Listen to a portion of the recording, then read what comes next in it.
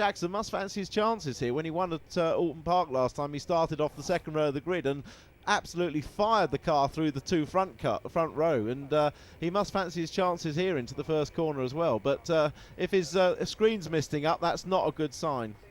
Looks like the rain may just have eased off for the moment, which is good news. It's been raining pretty much since we came in this morning, but it may just have eased off fractionally, so that's good news.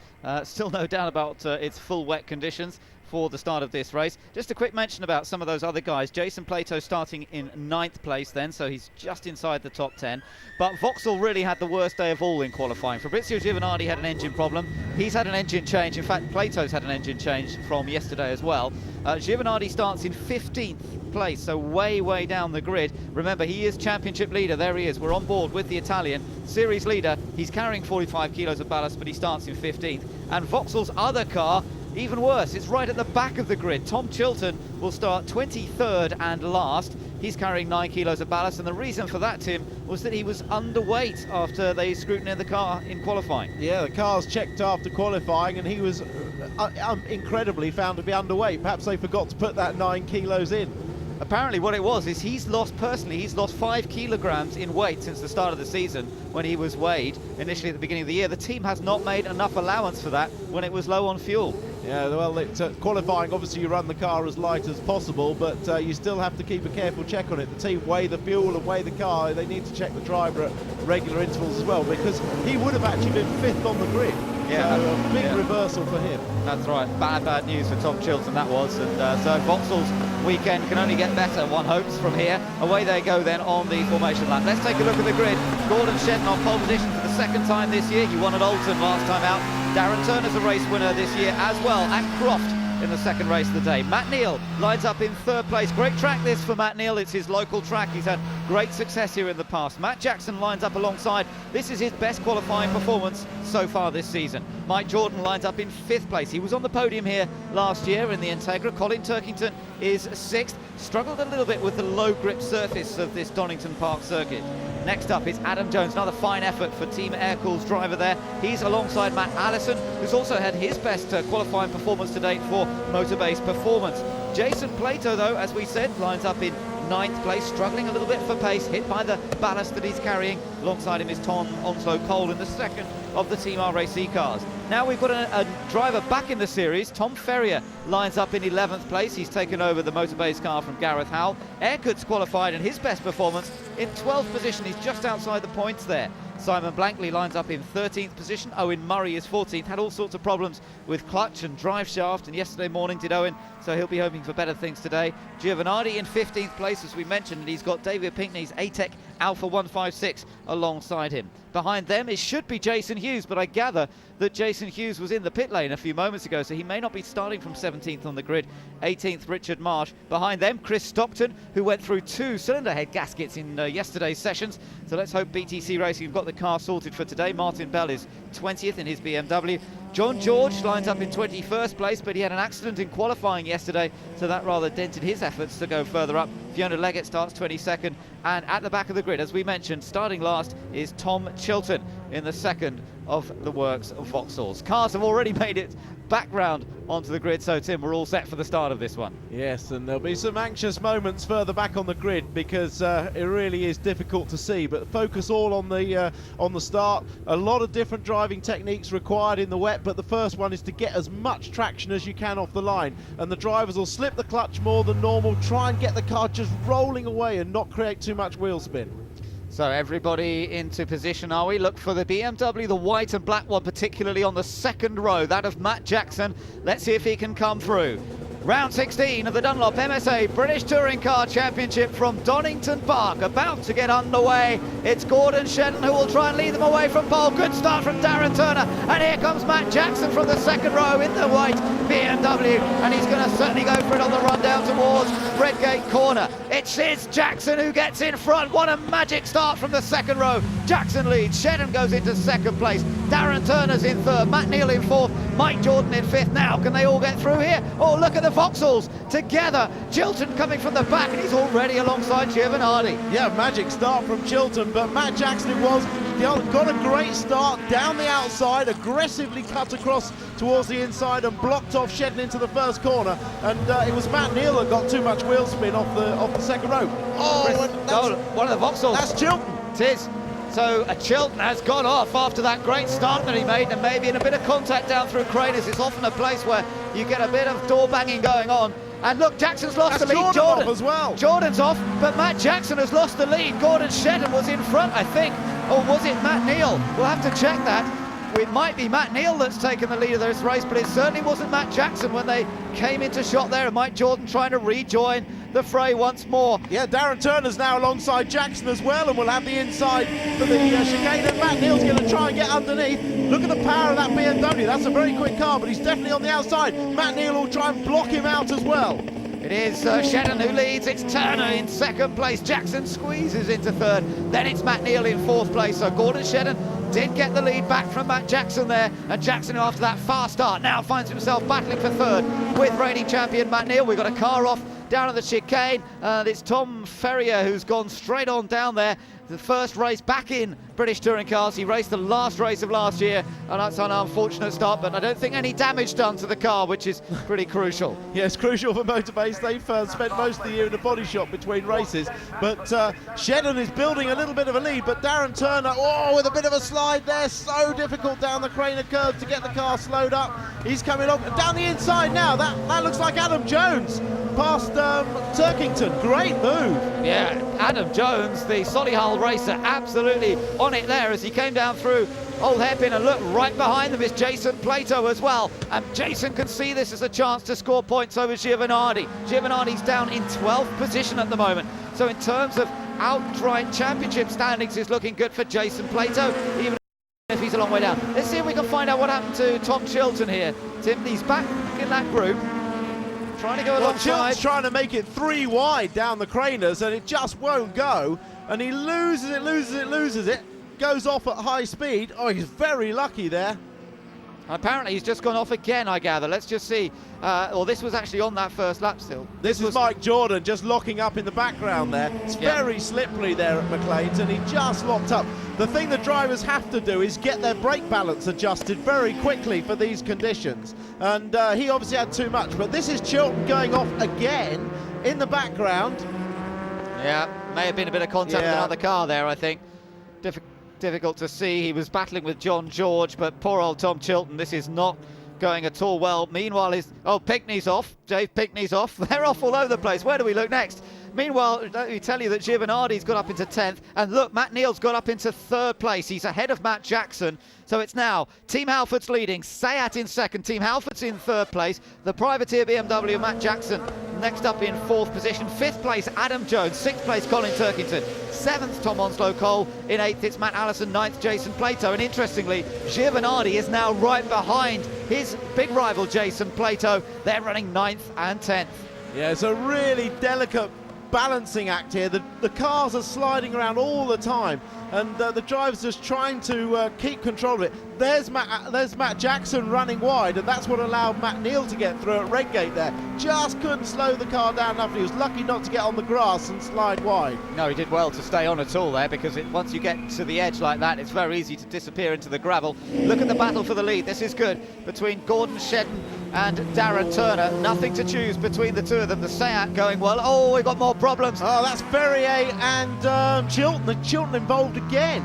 Oh, damage. You were talking about Motorbase, and that's the last thing they needed. Yeah, it's not too bad. Motorbase can fix that, I'm sure. But this is Chilton having a spin. Oh, no. It's Jason Hughes having a spin. Probably coming back on the track. Fiona. It's Fiona coming back on the track. Everyone taking it. Oh, Chilton went round the outside, and poor old Ferrier just collected him as he came back on. Nothing he could do about that. No. And Chilton and Fiona sort of started that off, but, nothing Tom Ferrier could do there. So Gordon Shedden still leads. We gather safety car has been called, so that's it. Oh, Ferrier's car still stuck there. That's why the safety car his steering's broken, the steering arm's broken, the left-hand wheel's sticking out, so that's why he can't move the car. and it just can't be moved. But they're still racing at the moment, and they'll be racing all the way back. There'll be yellow flags out at McLean's there, so no overtaking there, and they should theoretically slow down, not that you can see it, but they'll be racing round to the flag.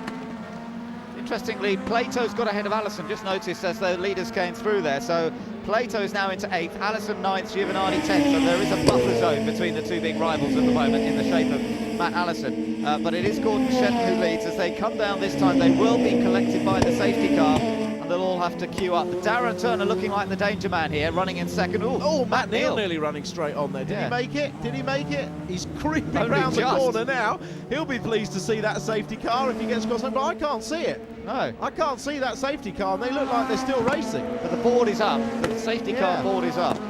So I guess they're going to be collected. Now, did Matt Neal... Yeah, he did go across in front of... I'm not sure he did, No, you're right. He's shown on the... he's in the pits. Ah, Matt Neal has come in. So he went straight on down into the chicane. He has now lost that 3rd place. So has he picked up a puncture? What's going on here? Well, let's have a look. I can only assume it's puncture. He wouldn't be changing to... Or he's got damage. Has he got damage? Front left puncture, yeah, there you go, puncture. So another wet tyre going on. Slightly fortunate with the safety car, because obviously he'll rejoin at the back of the pack and close up to the back. But, well, I'm very unfortunate for his race. He was looking pretty strong, but a little bit of luck for Matt again with the safety car. So he's back out onto the circuit, and where he's going to join the back of the queue. As you say, in a way it's worked for him well that its timing has been when the safety car comes out. Gordon Shedden leads them from Darren Turner and Matt Jackson. Everyone sitting behind safety car, not allowed to overtake, wait until the race rejoins. There's Adam Jones going extremely well in that red, white and blue Seat, the Team Air-Cooled car. And this is what happened to Tom Chilton. Well, watch Fiona Leggett. Tom Chilton's going up the inside. Oh, and he did contact Fiona, which put her into a spin. Chilton gets a bit of a tank slapper on at the same time as Fiona comes back on across in front of the pack. Urquhart tries to go around the right-hand side, as does Tom Ferrier, and just collects there a recovering Tom Chilton. Nothing he could do at all there. I mean, he's trying to see which way they were going. He was looking for the escape route, and there just wasn't one really. So this was the start of the race with Giovanardi. So Simon Blankley was ahead of him. That was a good start by Blankley. A bit of a poor start by Tom Ferrier, first time out in the car for a little while, and then it was down into Redgate. Yeah, no, Giovanardi not with his wipers on. The teams use a formula that goes on the outside of the windscreen to try and let the water run off, but it doesn't really look like it's running off. And there's Chilton coming around the outside, getting involved with Gio in the first corner, 3 abreast. Giovanardi goes through the inside. And there you can see the water streaming off. And somewhere on the left, Chilton's getting involved in his second accident. Yeah, and then Giovanardi tried to go around the outside of Blankley. This was on board Matt Neal, so he was in 3rd. So Shedden got away well. Turner, watch for Jackson. There goes Jackson down the left. Yeah, Matt had too much wheel spin. You can see he dropped back a bit, but it was Matt Jackson around the outside that really flew. I mean, he did everything he could there, and unfortunately wasn't able to keep the lead, but certainly he gained a great start. And perhaps as the conditions change a little bit over the rest of the race, it may even actually play back into Matt Jackson's advantage.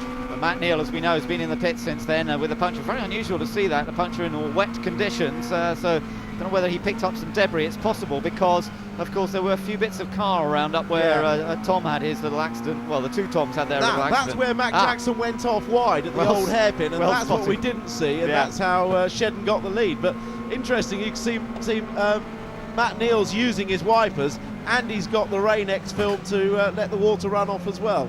That's right, heated screens as well to hopefully avoid them misting up. Seems to be working okay at the moment, but still difficult. And you could see that battle was still going on. Matt Jackson then had to defend from Darren Turner, and then Turner had a good run here out of coppice, didn't he? A very clean run. Chris Stockton back in it, I'm glad to say, after his initial problems, but he's a lap down on the leaders. He's just behind Richard Marsh, who's still actually on the lead lap. Safety car stays out there, so we're behind safety car for at least one more lap. I think the rain's coming down a bit more heavily too. Look at that shot. Yeah, definitely. That's not what Matt Jackson wanted to see. He probably wanted the track to dry out just a little bit, because clearly in the very wet conditions he wasn't able to hold that lead. But the lights are out now, so the safety car will be in at the end of the next lap.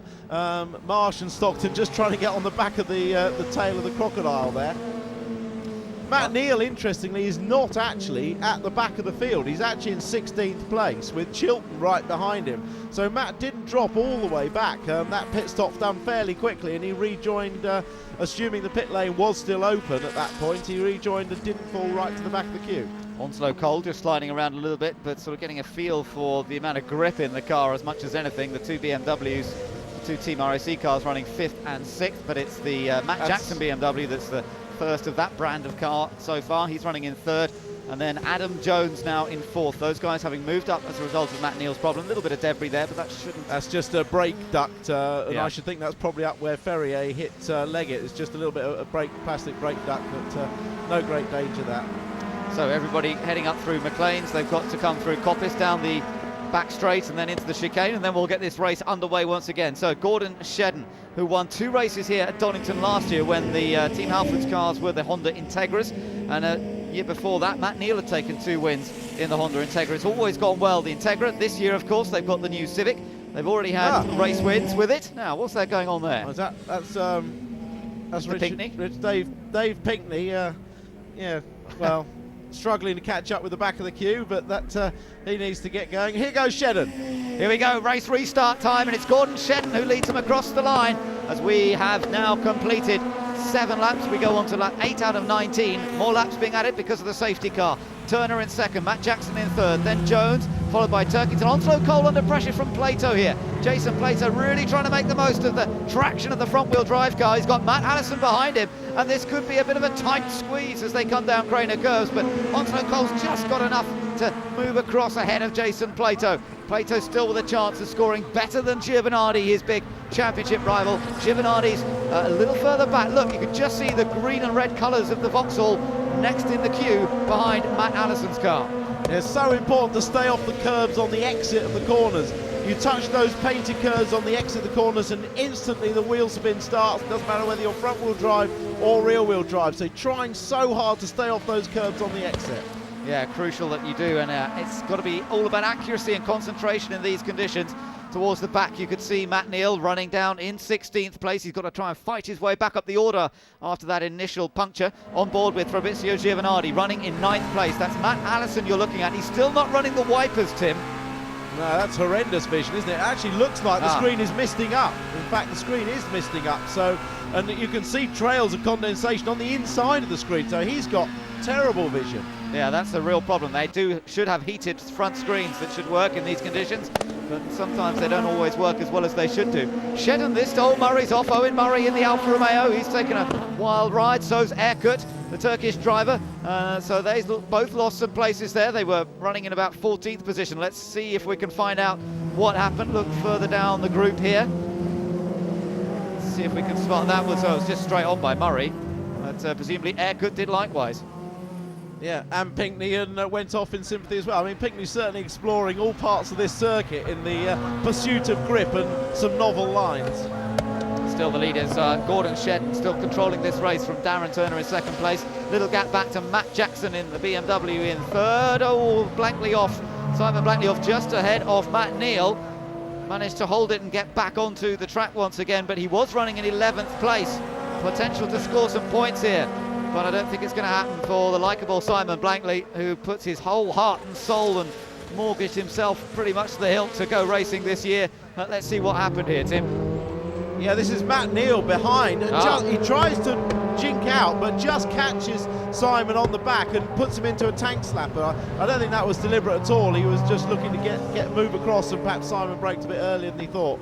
Yeah, that looked like a bit of an inadvertent nudge there by Matt Neal. The rest of them coming down. Watch Jason Plato. He could still be the danger man in that group. Mike Jordan has gone well. He's got caught up to the back of that group. Remember, he went off on the first lap and he's now running in 10th. And for a little while he had fastest lap, but that's now been taken by race leader Gordon Shedden. So it is the man in front in the race who leads, who's got fastest lap. Here comes Plato down the inside of Onslow Cole, and he takes the place. That's 6th position if he can hold it on the exit of the corner. Onslow Cole's going to try and come back at him as they come out of the bend, and he's done it. Yeah. He's got back past. Yeah, what happened there was Jason concentrated so much on making the overtake and the pass that he just carried so much speed into the corner. All he could do was slow the car down. Onslow Cole back on the throttle earlier, gets a better exit. Good driving by both guys there, very calm and considered despite these treacherously slippery conditions. They're making it look relatively straightforward at the moment, but not so easy on board Giovanardi's car. That really is hard work when you can't see much. He's still behind Allison. Behind him is Mike Jordan, so Mike Jordan could be a real threat as we're following Matt Allison up the hill towards Coppice Corner. You can only just about work out where they are. I mean, the drivers obviously know where they are on the circuit, but in terms of timing, your braking and your turn into the corners, it's really difficult. And Mike Jordan has now got him teed up in his sights. And the problem is, as you say, they've got the electric heated screens, but they either work or they don't work. There's no sort of half measure. And if the fuse is blown or something else, then he's gone. But Turkington now under pressure from Onslow Cole and Plato and Allison. Yeah, Jordan made a move there and got past Giovanardi. You just saw he did go for the inside. Mike Jordan has gained the place, so he's up into 9th position now and going after this little group. Jason Plato with the yellow and silver Seat still trying to get past those two Team RAC BMWs. Matt Allison right behind him though. Good drive this from Allison so far, trying to stay out of trouble, trying to keep it clean and mixing it with the top guys and looking himself to get a solid result. He's in 8th place currently. Yeah, Seat earlier this year at Rockingham was slightly miffed at the pace of the Motorbase car of not letting Plato through, and now it looks like Plato's holding up Matt Allison. But here's Leggett and Stockton going through the chicane side by side, and well. And another Alpha going straight on down there. That's Richard Marsh. Richard Marsh. The Ferekla Alpha, ATEC Alpha. They're all struggling to get the car stopped, aren't they? Yeah. Richard Marsh has always had a bit of an issue of confidence on the brakes all year, but certainly in these wet conditions it's not helping his confidence. New fastest lap now by Matt Neal, who's currently in 11th place. It's Matt Neal. Jordan up the inside of Matt Allison, puts him out wide, and you know that was a good move. Yeah, so Mike Jordan gains another one there, and well spotted. He's up to 8th place. So Mike Jordan making up a lot of places after that mistake on the initial lap when it was just so slippery. But look at this, the two BMWs battling here. On board with Colin Turkington and his own teammate Tom Onslow Cole is pretty keen, and Plato's trying to come around the outside. Surely can't squeeze through there, but he has somehow squeezed through, but that puts him on the outside for the next corner at Redgate. This is going to go all the way down to the next corner, and right with them now is Mike Jordan as well. Yeah, it's going to be three It abreast. could be Mike Jordan who comes out in front here. This is good stuff. Jason Plato still can't do it. Jordan trying to go around the outside of Plato. Oh, that could be risky, getting squeezed out, but Plato gives him space. Still Onslow Cole is controlling this little battle. Jordan is trying to go around the outside. He's trying to gain the inside for the next section of Craner curves, but then of course it's the old hairpin at the bottom of the hill where Plato has the edge because he's on the inside. Oh, little contact. Somehow they both hold it. Great stuff. Well, Plato was very good there. He's often accused of being too rough, but he could have put Jordan way out off the circuit there, but he really did slow down and make big efforts to hold the car on the inside. So in that instance, fair play to Jason. Yeah, that was clean when in conditions where it's very difficult to be that clean, if you like. And we gather the safety car has been called again. So the safety car heads out onto the circuit. There's a car somewhere stranded, I think. And we'll get an idea of what's going on. Something to do with Fiona Leggett, I think. Oh, she's off in the tyres. Doesn't look like a huge impact. That's but at obviously the chicane, get the final chicane. Looks like she's tried to make the corner when she's actually outbraked herself and ended up just going deep into the corner, coming into your sights. She's tried to make the corner, you see, and just slid on the grass straight into the tyres. Pretty slow speed impact, but well, what can you do? It's now in a dangerous position. They can't really leave it there because it's quite likely someone else might go off. Jordan has got past Plato now. Yeah, as has Matt Neal and Giovanardi got past Allison. I did see Giovanardi nosing up the inside into Coppice on that last lap, and I think Matt Allison got put wide, and they've all gone through. So let's just quickly run you through the order now with the safety car back out. It is Gordon Shedden leading, Darren Turner second, Jackson in third, Adam Jones in fourth, Onslow Cole now in fifth, because Turkington has dropped right down to 11th. So Onslow Cole in fifth, Mike Jordan in 6th place, despite going to the back virtually on the first lap. Plato 7th, Matt Neal in 8th place, despite a pit stop. There's Fiona, she's fine, she's out of the car. It was very slow speed, but just can't get the car out of there. So Matt Neal now 8th, Giovanardi 9th, Matt Allison 10th, Turkington's dropped to 11th, Bell in 12th, Murray 13th, Aircutt's in 14th, John George 15th, and it's Dave Pinkney, Richard Mars, Tom Chilton still running, but he's down in 18th position. Yeah, you got a feel for Fiona really. That's the car that Colin Turkington drove last year, so a very good car. and she had very high hopes for this year, and it's just all gone wrong, hasn't it? This weekend's been one thing after another, with a fairly serious accident into the wall during qualifying. Well, she's still got a sense of humour, that's good to see, but really not the year that she was hoping for in that bioethanol powered MG. No, great shame for her and for the team, very enthusiastic team. Jason Hughes, of course, part of that team as well, but he had problems early on in this race, so I think that's both cars out from that team, so that's very unfortunate. Still in the first race of the day here at Donington Park. It's taking quite a long time at the moment because we've had two periods. This was when Mike Jordan managed to complete the move on Jason Plato. Tim, talk us through this again. Yeah, it's an interesting one, this. They're side by side down the Craner curves, 110, 150 miles an hour. They give each other room. Now watch this. You'd think that Plato has the inside. He's looking up the inside. There's a little touch there. Now Plato could have just lent on him, but look, Mike Jordan doesn't even run wide, and Plato doesn't hit him again, and they both come out the corner side by side. Let's see if we can get the onboard radio working here today. This is Ben in the commentary box to Colin. Colin, how are things out there for you at the moment?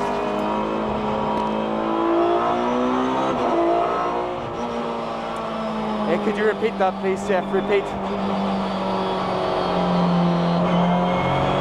This is Ben in the commentary box. Colin, it's Ben in the commentary box. Don't know if you can hear us okay, but let's we just wondered what the conditions are like for you.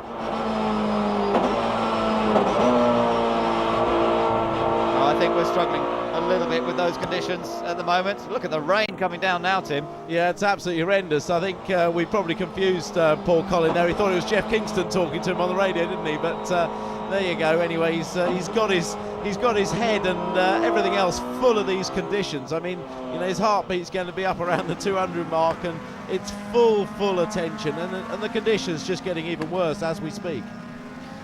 Well, that is not going to be very easy when they get this race started again. The lights are out on the safety car, so Shedden will lead them once again. He's driving beautifully, the Scot, who's leading this race currently. So far, he's dealt with the one restart that we've had perfectly, and he's also put up with the pressure from Darren Turner. Two young stars in a way. Well, Darren, I say young, of course, he's not as young as some of the other ones. He's in his mid to late 30s now, but in terms of a touring car driver, he's still relatively lacking in experience, but both are driving very well. There they are. No, let's not forget Adam Jones in a fantastic fourth place here, and perhaps as it gets wetter like this, it'll favour his Toledo front-wheel drive car over the BMW of Matt Jackson in front of him, so he could be looking at a podium. Here we go, restart time. It's Shedden who leads them once more from Darren Turner, Matt Jackson, and as you say, Adam Jones, who's going extremely well here. Down into Redgate corner, great restart again by Shedden, just opens it up a little bit. Plato tucked in behind Mike Jordan, and Jordan's got a chance of getting past Tom Onslow Cole, so that could be the one to watch. The white and pale blue colours of Mike Jordan emerging through the mist there. He's on the attack, and he's already picked off quite a few places in the last few laps.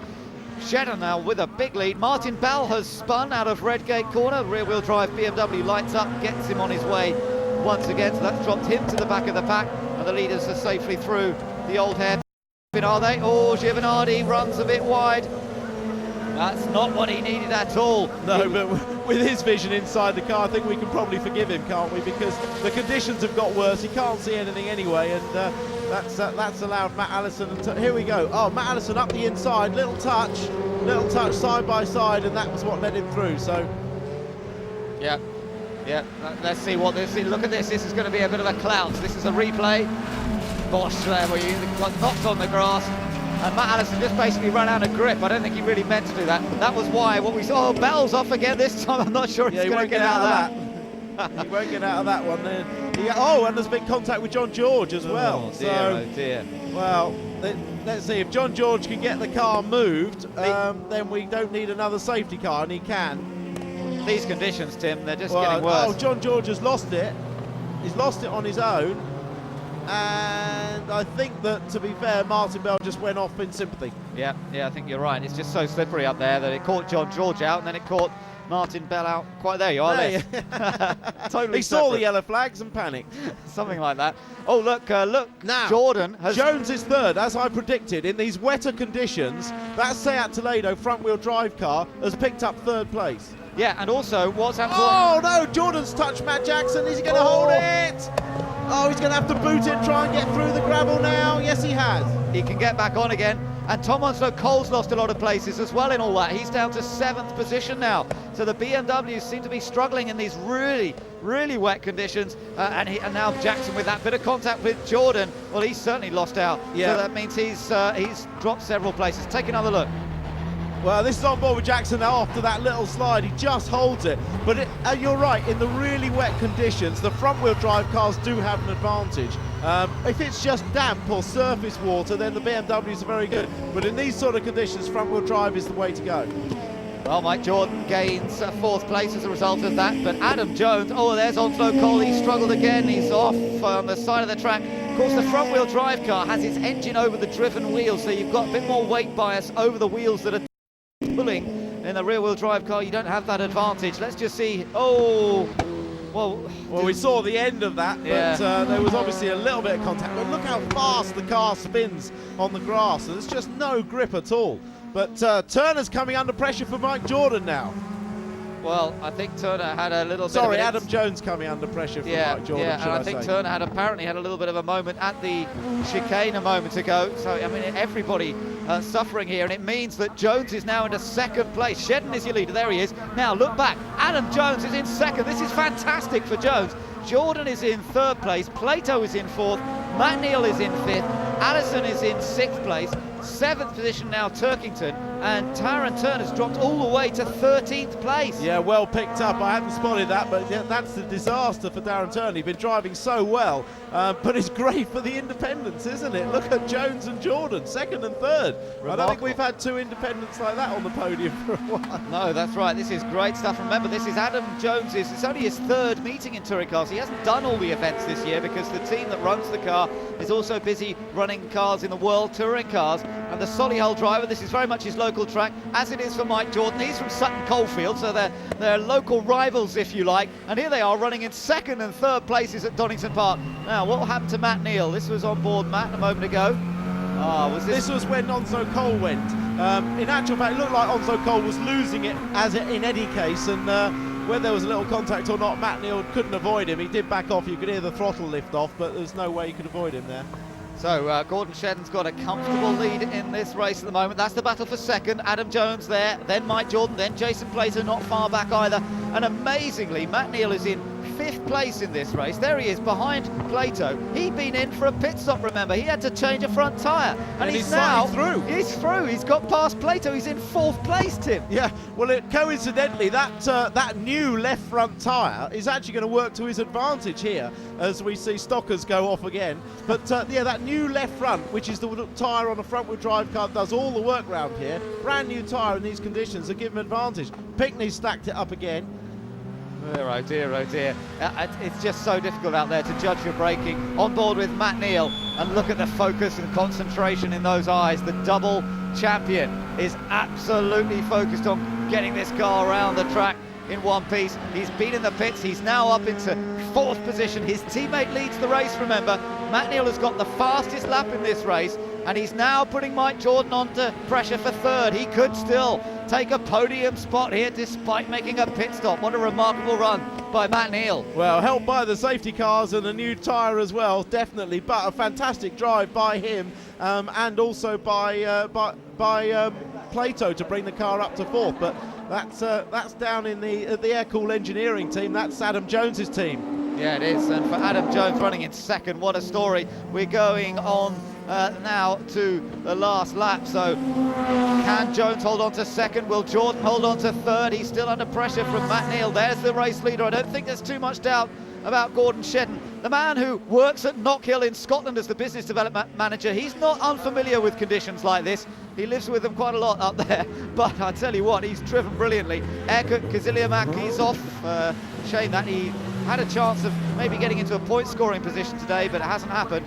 There's that battle for 2nd. Yeah, you may be, if you've just joined us, you may think you're watching the British Rallycross Championship, but I can assure you this is the British Touring Car Championship, but conditions are atrocious. We're on the last lap. Adam Jones, there coming into your shot now, is in a fantastic 2nd place. Can he hold it to the end? Oh, look at Neal! Matt Neal's through into 3rd place. He squeezes. That's his favourite spot into McLean's. I remember him doing that a couple of years ago on Ivan Muller on the last lap, and this time he's done it on Mike Jordan. Yes, it is fantastic. He does love that little slip up the inside into McLean's there. Is he going to get Jones? I don't think he will. I don't think he'll be able to get Jones at the chicane. Jones got a good enough lead. Well, Gordon Shedden is already a race winner this year, but this has been a brilliant, brilliant drive by the Scot. But Adam Jones is going to take second place, his first ever podium. Here comes Gordon Shedden. He wins the first race of the day in atrocious conditions at Donington. But it's Adam Jones, the Solihull racer, who takes second for Team Aircool. Third goes to Matt Neal, the reigning champion despite a pit stop. Mike Jordan is the man who leads the points in the independents, and he comes through in fourth place and second independent. Fifth place for Jason Plato, then it's Matt Allison and Colin Turkington. Well, still battles all the way to the line here. Giovanardi in 8th, Jackson in 9th in the end. Some stories there, Tim. I mean, you know, people like Matt Jackson, he led on the first lap. In the end, he finishes 9th.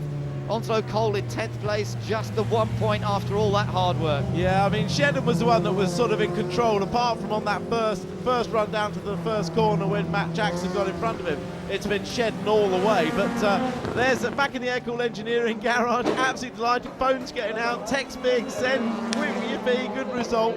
But it's all been about the independents. We've got 3 independents in the top 6. Adam Jones, Mike Jordan, Matt Allison in the top 6. Great results for them. Well, you know, they say that rain is an equaliser, and it's certainly given some of those independents, those real privateers, an opportunity to show what they can do. And Adam Jones, the 26-year-old, his first ever season, full season I should say. He did race last year as well in the Lexus, but it didn't really give him a chance to show what he could do. Now he's in a much more competitive car, and he has driven in some of the most difficult conditions we've seen in recent years, Tim, and he hasn't put a wheel wrong. Yeah, while all around him are making mistakes, he's driven really well, and it's just adding to his CV this year. Every time the guy comes out, he impresses, and that's what's so good. And you know, in a 3-year-old car, he's going to be very, very, very impressing. Matt Neal was a star as well, though. He finished in 3rd place. He managed to grab that podium spot on the last lap, and this is why, of course, he's a double British Touring Car champion. Let's just see how he made the move, Tim. Well, just here we go, up into McLean's. He's already set the manoeuvre up and teed it up from the exit of the last corner, the old hairpin, carried his momentum, slid up the inside on the brakes. It's a block pass and there's no way back. No, great stuff from Matt Neal. This is the other view of it, isn't it? Yeah, you can see he was already lining it up, and Mike Jordan left the door a little bit open. What you have to do there is make it very obvious you're defending very early in the corner, so the guy doesn't try and run it late on the brakes. But Mike left enough of a gap, and that was it. Well, there we are. The water's still pouring away here. It is a very difficult track to drive on in this heavy rain. But we've got a list of finishers at last. A long race that one was. But it was Gordon Shedden who took victory for Team Halfords, and in fact they got a 1st and 3rd there. Shedden winning from Jones in 2nd, Neal in 3rd. Mike Jordan ahead of Jason Plato, who's able to score some points versus his big rival Fabrizio Giovanardi. Matt Allison finished in 6th place, Turkington in 7th, with Matt Jackson and Tom Onslow Cole completing the top 10. So it's been a pretty fraught race here at Donington Park. There's a lot more to come. Stay with us. Is now with race winner Gordon Shedden. Indeed I am. Thank you very much, Ben. Gordon, you made that look simple. You disappeared, you missed every piece of carnage, and here you are on the top step. Yeah, you know, I mean, to qualify in pole position yesterday was fantastic. You know, for everybody in teams has been working so hard, and obviously a bit into the unknown when it rains like this, and you know, got a decent start as we kind of expected. The BMW done its usual trick of disappearing into the distance, but managed to nip through early on and control the race from there. Really, you know, felt really comfortable all the way through, even with the safety cars. So yeah, it was good, fantastic feeling. Must have been nerve-wracking with safety car. Everyone's racking up behind you again. You've got to go and build that lead, but you did it every time. Yeah, it was good to do, and you know, never made any mistakes out there. Nice and clean, nice and calm, and yeah, it was a fantastic result for everybody at Team Halfords. You've got that big grin back from Alton. Hopefully we'll be seeing that later. Thank you very much, Gordon. Second place, man, Adam Jones. Just tell us about it. That was incredible. Yeah, it was just really tricky conditions. It's just, you know, in most touring car races, you know, there's going to be a pace car at some point, but it didn't necessarily help me because the lead, the sort of the gap that I got from the guy behind me, that it's a chance to get it back again. But just to do what we've done, I mean, we've only done 2 races. We've done Brands, we've done Alton. We had a disappointment at Rockham where we didn't race because of an engine problem. We've missed Croft, we've missed Thruxton. To come and do this, you know, with everything, you know, it's quite emotional. And do you think you'll be back for more rounds after this? Do you know how many you're going to be doing for the rest of the season? Yeah, we're going to try and do the rest of the season. Snetterton, thanks, Matt. Snetterton, we're due to miss because of the team's World Championship commitments, but if there's a way around it, we'll get by. But yeah, we're due to do the rest of the season except Snetterton. Let's hope we're talking to you later, Adam Jones. Well done, thank you. And talking of excellent drives, here's a man who decided he'd take a break in the pit lane, come back out, and we're still seeing him on the podium. Matt Neal, well done. I'm still shaking a bit from that one. That was not fun, but it was great, fantastic. The car was awesome all the way through. When there was one of the motor-based Seats off at McLean's, and he was just in the road, and we just go around there unsighted. I think Flash and Turner were lucky to get through there, and there was some, just at the last second, saw a little bit of debris on the road and hit it with my front wheel, and it went straight through the wheel. So I thought it was all over at that point, but it did get wet out there at the end. Crumbs. Very, very well. What were you doing for visibility? Because some of the onboard shots we saw, you could barely see a thing. You couldn't. Down the straights, down Craner. The car felt actually quicker than it was, but you just couldn't see any of the braking points. And I didn't want to run into the back of people. I did give a couple of people a little bit of a nudge, but it's just because they were braking earlier than I anticipated, and you couldn't even see the rain lights. So it was pretty scary on occasions. And the aquaplaning when the heavens opened. Well done. You've survived it, and you're on the podium. We'll speak to you later. Mega. Cheers, Matt. He won last time out at Alton, now he's had the first one of the day here at Donington. Did so last year and he won race 2. Matt Neal's thereabouts though, and so is Mike Jordan in the Honda Integra, which is such a rapid car in all conditions. Next up is Jason Plato and Matt Allison. So Plato fought well in that early race and stayed out of trouble when he could have got caught up in some tricky situations. Colin Turkington and Fabrizio Giovanardi are on the 4th row together. Again, the BMW could start well, so could Matt Jackson, but he's got a BMW alongside him. They're all together on the grid. I wonder how that's going to work out. Owen Murray and Darren Turner on row number 6 together. Alfa Romeo versus Seat. Then Richard Marsh and Erkut Kazilimak together. They're on row 7 of the grid. Row number 8, we've got Tom Chilton then. Yeah, we should have, but he's starting from the back. That's where his space is. So Pickney 16th gives Chris Stockton a bit of a run, bit of a clear space there. John George alongside on row number 9. And then on row number 10 it's Martin Bell and Fiona Leggett. And then as we work our way down towards the back, we've got Simon Blankley and Tom Ferrier and Jason Hughes on his own at the back, although as we say now Tom Chilton will be coming from the back himself. Now Colin Turkington has our onboard camera. He's also got the onboard radio, and he's lining up on the 4th row of the grid, just getting a bit of speed. Let's see if we can have a quick chat with him, find out what conditions are like out there at the moment. You can see he's just working the steering and throttle a little bit. This is Ben in the commentary box to Colin. Colin, what do you reckon on conditions? Better or worse than before? Yeah, well, it's just started to rain, Ben, so it's pretty much a situation as race 1. I think there's going to be some puddles develop quite quickly on the circuit, so just going to have to, sit on the edge of the seat here and try and keep it on the track. I hope your windscreen's staying nice and clear at the moment. Yeah, it's fine. We've got some anti-mist on the screen, so it shouldn't be a problem. Okay, have a good one, Colin, and we'll see how that goes. As great clear communication there with Colin Turkington as he heads down now into the last corner through the right and the left that brings them back onto the start-finish area here. Lights on all cars because it is a wet race, declared a wet race, so all lights are on and have to be on for this one. At least that helps just a little bit. And there's Tom Chilton, who'll be starting from the pit lane. Spoke to Mike Jordan, Tim, just briefly between races, and he didn't even know Matt was so close behind him on that last lap. Yeah, I had the same conversation. He said he was concentrating so much on the sort of 3 yards of track that he could see in front of him that he never saw anything coming behind him until it was too late. But very often the rear screens get fogged up and you just can't see. So all cars virtually in place now. Tom Ferrier coming into the pit, so there's a problem there for the motor-based performance, say at Toledo. Tom Ferrier coming into the pits. Maybe he wants to start from the pit lane rather, although he's at the back anyway. So Adam Jones lined up facing to the right, so his intentions stated very clearly. Here we go then, round 17 about to get underway. Is Shetton going to get off the line? Well, good start from both front row men, and Jason Plato makes an excellent start as well. So you can see the yellow and silver sand trying to find some space, but can't quite get alongside Matt Neal. So it's Shetton who leads.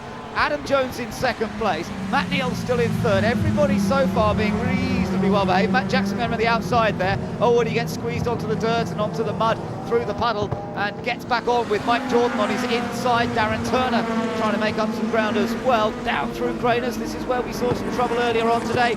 But so far so good. It's Gordon Shetton that leads the race. Adam Jones in 2nd, Matt Neal in 3rd. And then Jason Plato in 4th, Mike Jordan in 5th, and Jackson just a little bit wide. Yeah, as you said, both the front row guys got away well. Adam Jones pulled straight across to the inside to defend, but in actual fact, he didn't really need to because Matt Neal didn't get the best of getaways.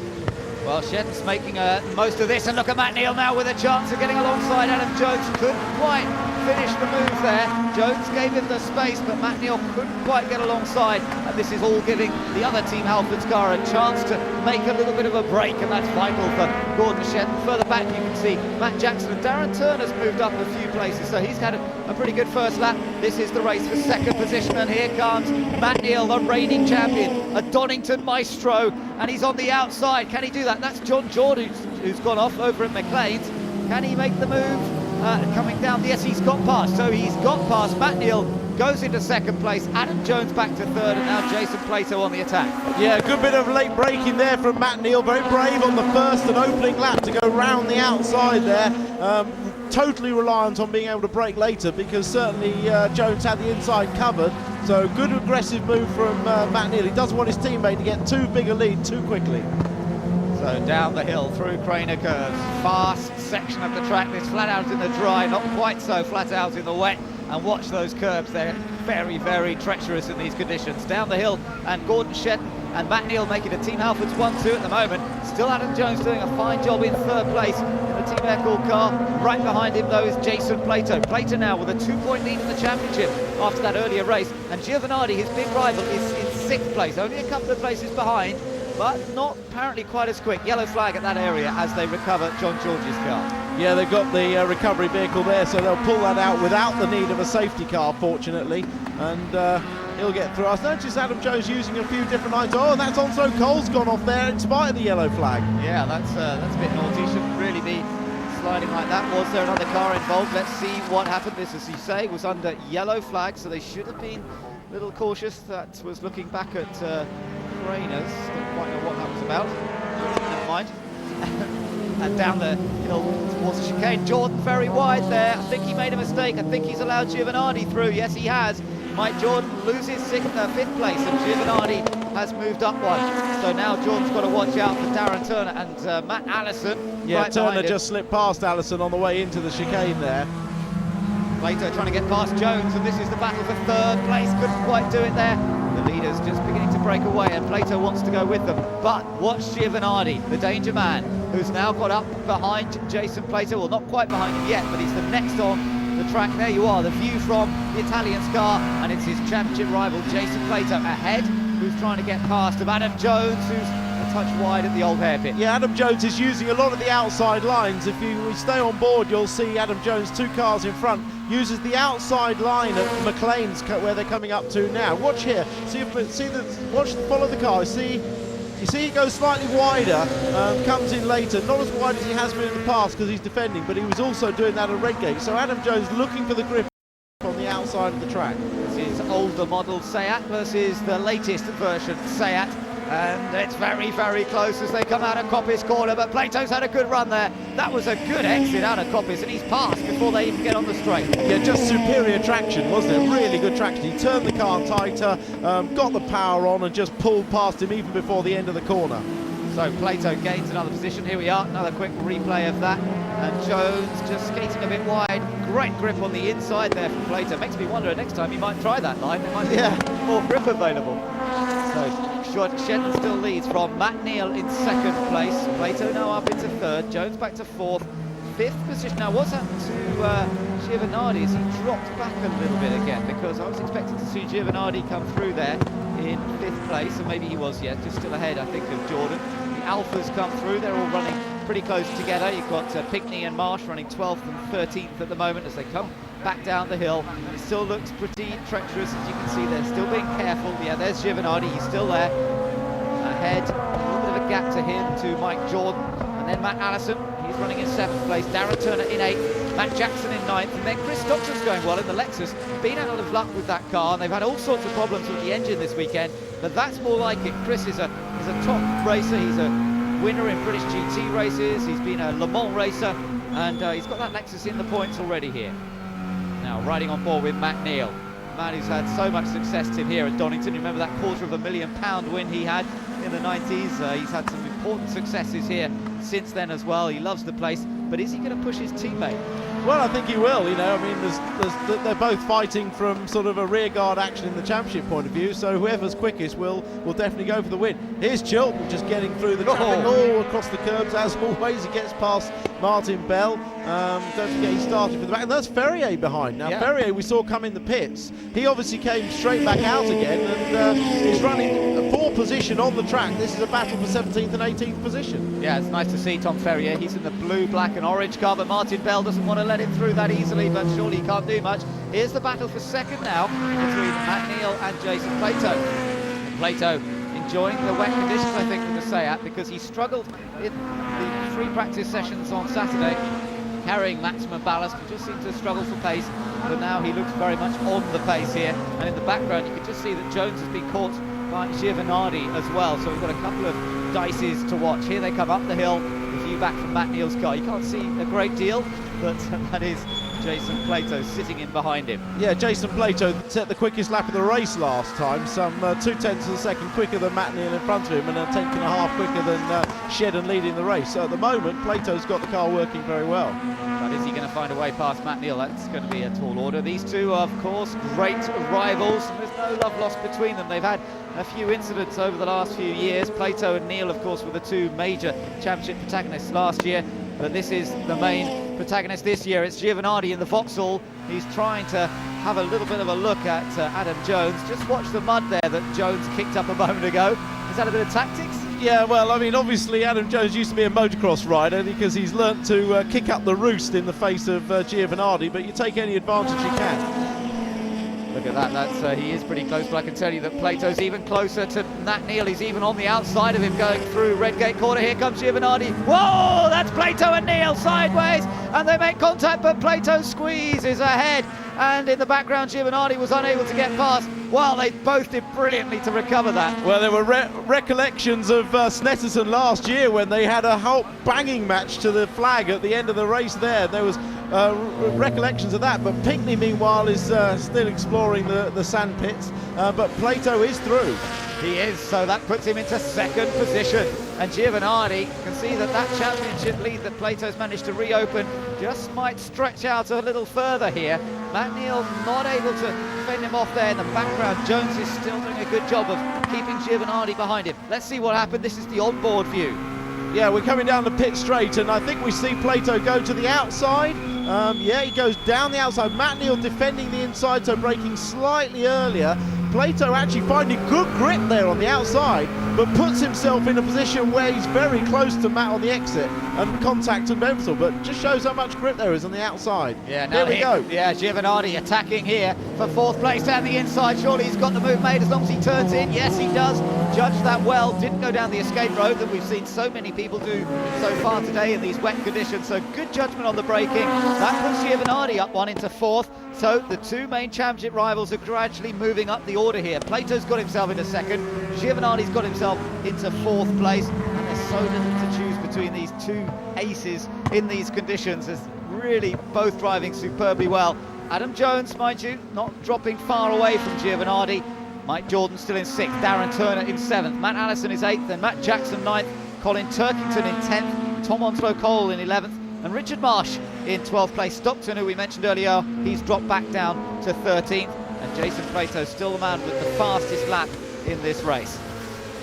Yeah, Adam Jones in 3-year-old car doing a very good job, even in these difficult conditions, and you know, you've got to expect that the newer cars are going to come past him, and they're just that much later technology, but he's doing a good job, and it's so easy to make a mistake in these conditions. I'm really impressed with him, but we've got Mike Jordan just catching up a little bit, and Mike Jordan running a little bit quicker than Adam Jones, about half a second quicker on that last lap, so Mike Jordan will be looking to get on terms by the next couple of laps. It's another good demonstration though, Tim, of just how even these rules are of the older British touring car spec cars, which is what Mike Jordan's driving, and the World or the Super 2000 rules, the kind of car that Adam Jones and Jason Plato are driving. They're still so even in these conditions. Yeah, and of course also we've got to remember that the weight doesn't make much difference in these conditions. It's more about chassis setup, driver ability, as we see a battle here between Onslow, Cole and Stockton. Yeah, Stockton's trying to recover some of the ground that he had lost. So this is good stuff. Lexus in the black car versus the orange car. There was slight contact. Oh, they did well there to get through. But Tom Onslow Cole might get him on the exit of the corner, then he gets into a slide. Chilton is tucked in behind him as well. 12th place for Stockton, 13th place for Onslow Cole as they cross the line. And then Tom Chilton tucked in behind them as well. Chilton still with a lot to do in this race, but there's still time. We're only around the half distance mark, just under half distance so far. Ooh, that Lexus getting into a slide out of Redgate. Rear wheel drive, of course, the Lexus, like the BMWs, but they have struggled for straight line speed this year with the Lexus. They've had some sort of fuel pressure problem they really haven't got to the bottom of. Perhaps in these conditions it's not making such a difference. Maybe not as well, but I mean, Stockton is a fighter, isn't he? You know, he wasn't going to give that position easily, you know, more modern car or not, but the BMW does have a very good engine. Look at that, powering up alongside, but Stockton will fight him because he's on the inside into McLean. Oh, this is good hard racing. And Tom Onslow Cole, you be careful, Stockton's as hard as they come. Oh, a little bit of a slide. This is great stuff between these guys. They've been side by side for almost a lap now. Stockton with the inside line. Onslow Cole gets a squeeze. And you could understand Stockton just saying, oi, I want that bit of road. But again, good stuff from both drivers. Yeah, very good stuff. Now you see immediately Stockton has to go to the inside to defend because the BMW is quicker on the straight. Well, this is the battle up front. Look how Plato has caught Shedden. Plato is flying here, Tim. Look, there was a huge gap to the race leader a little while ago, but Jason Plato is now challenging for the lead. Yeah, and he's getting quicker and quicker. Another fastest lap on the last lap at 26.0 as opposed to 27.2 for Shedden. So really Plato's found a sweet spot with that Seat Leon setup round here. He wasn't looking forward to it in the dry and looked off the pace, but at the moment the conditions suiting him and the car very well. Yeah, this is a real good drive from Jason Plato, the sort of drives that wins you championships perhaps, but don't forget that Fabrizio Giovanardi's putting in a similar sort of drive behind. He's in 4th place, but not really catching Matt Neal, which is what he needs to do to keep the pressure on Plato.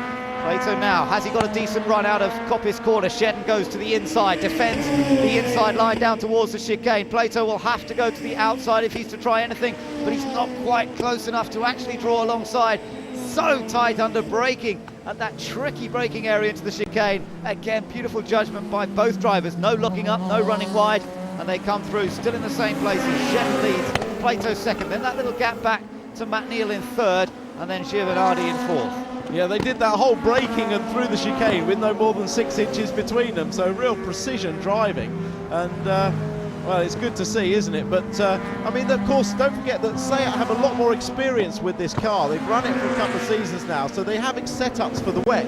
Giovanardi, by contrast, a brand new car, they can only develop settings for the car during this year. So perhaps the wet conditions really helping Seat with their car knowledge. Yeah, and that applies, of course, to Team Halfords as well, because that's a new car, isn't it? And I think they may have had a little bit of testing in the wet at Pembrey, but nothing much to speak of. No, Tim Plato there couldn't really be anything other than a family member, could he, with exactly the same nose profile, but he's looking on anxiously to see how Jason gets on. Gordon Shedden, though, look, you know, he is impressive, isn't he? You know, he's soaked up that pressure there on that last lap. He's just managed to eke out a length or so. So far, no mistakes from him at all.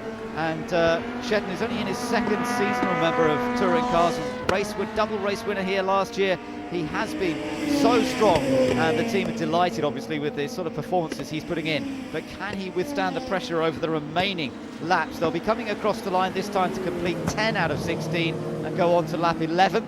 So Shedden could have his mirrors full for quite a long time here. Yeah, well, I mean, don't forget, he knows that Plato's got a championship on the line, and all the time that Plato is in front of Giovanardi, he knows he's not going to do anything too reckless. But certainly the Seat looks to be much better on the brakes, really seems to be able to gain, and I think Plato was dropping back there to get a run at him, and now he's done that round the outside with a lot of grip on there. Shedden gives him plenty of room, he could have put him on the curbs, and now they're going to go side by side down the Grainers. Oh, Shedden turns in across the nose. That was brave. It was brave, but he stays in front. Remember, there's 36 kilos difference in weight here because Shedden's on maximum ballast and Jason Plato is only on 9 kilos of ballast, so that could be all the difference. But so far, Shedden, despite that extra weight, is staying in front of Jason Plato. This is lovely to watch because you're watching 2 top drivers in the most difficult conditions, just treading a tightrope, really, to get it right, and Plato at the same time trying to put his car in a position to overtake. There's real skill being displayed here.